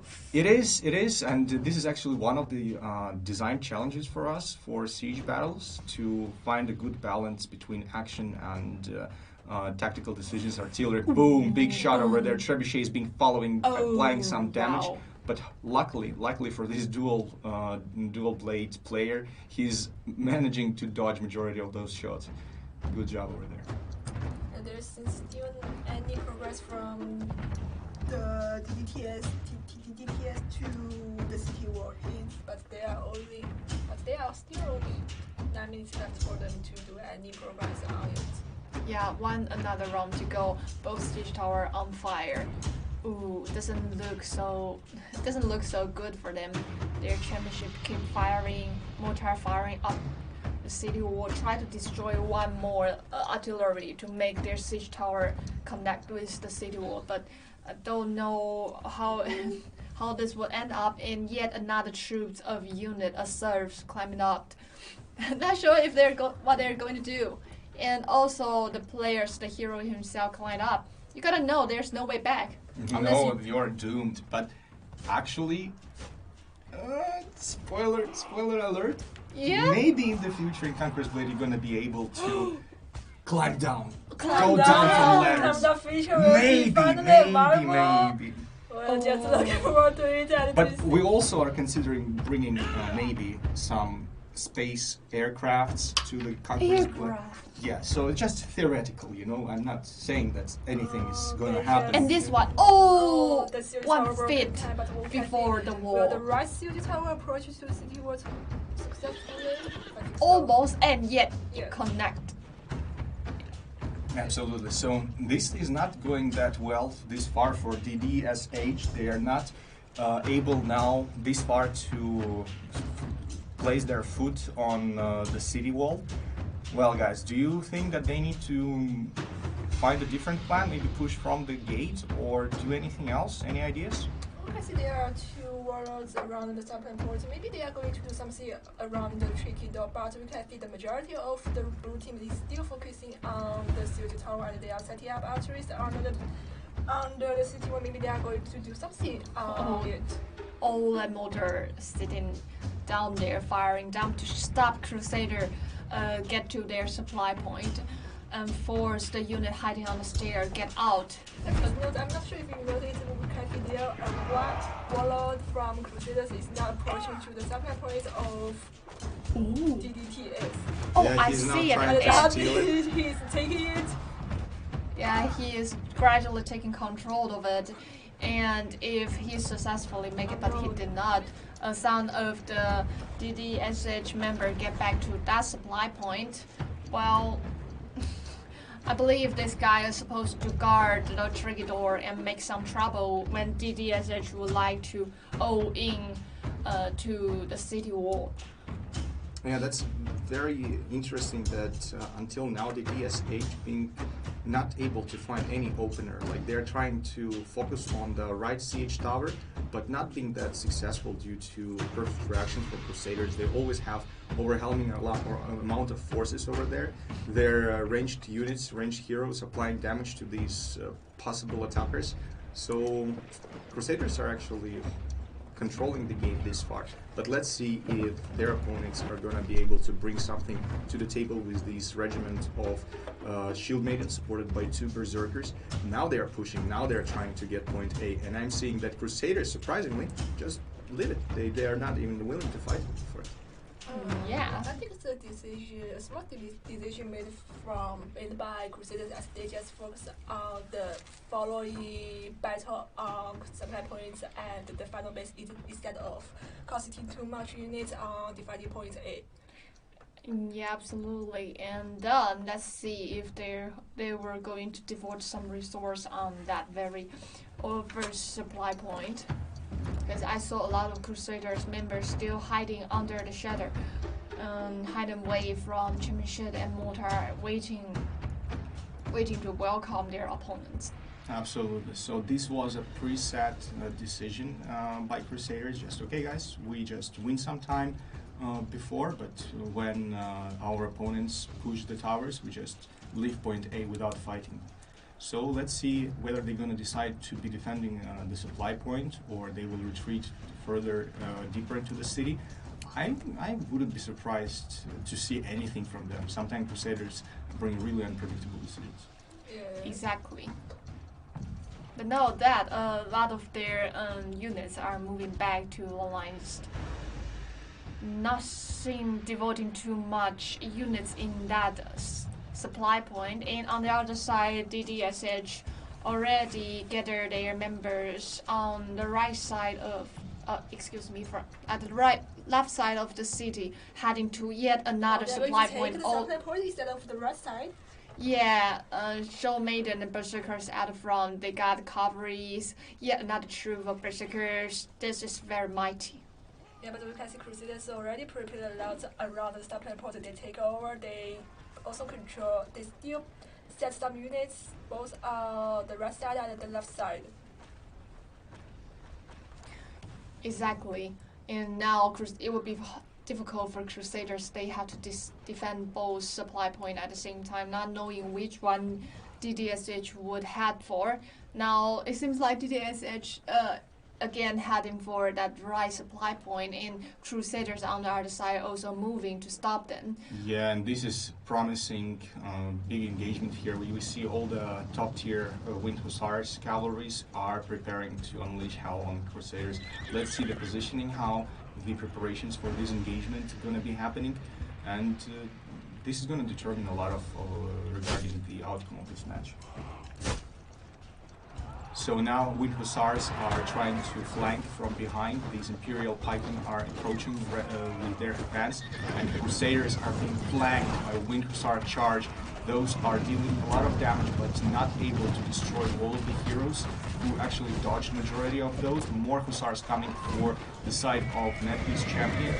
And the actually reinforcements are now coming for aid of Crusaders. More and more heroes are there, but they've been isolated, left alone, and just in the sea of berserkers or pikemen being slaughtered over there. Nafar guards are unleashing some shots over there, taking down another musket hero, and Crusaders are annihilated. They're now retreating, rushing back to their allies at home, but this is so well played by DDSH. Bravo. Bravo, that's very cool. And now we can see the legends left it for both sides. Minutes ago, Crusaders got 1,300, and on the other side, DDSH got only 1,200. But DDSH successfully turned things around. And now Crusaders had a little lack unit compared to DDYK's. Yeah, I think DDSH now is already preparing as this small building wall to prepare the attack to the final base, as it seems they don't decide to take the supply points around that base. All right, so now all these offensive maneuvers were here throughout the game to lead to this exact moment. Now mortar towers, mortars in place, and cavalry with hussars are charging forward, being shot by all the projectiles, stunned, destroyed. This is total chaos. They are now trying to apply more damage with their artillery, but what is going on with Crusaders? They seem like being pushed away, guys. Yeah, because DDSH do send some troops of cavalry on the Crusaders' back, and with the mortar and skirmishes help successfully disrupt Crusaders from, put all their attention on their final base. They have to look on their back to stop enemy poking on them.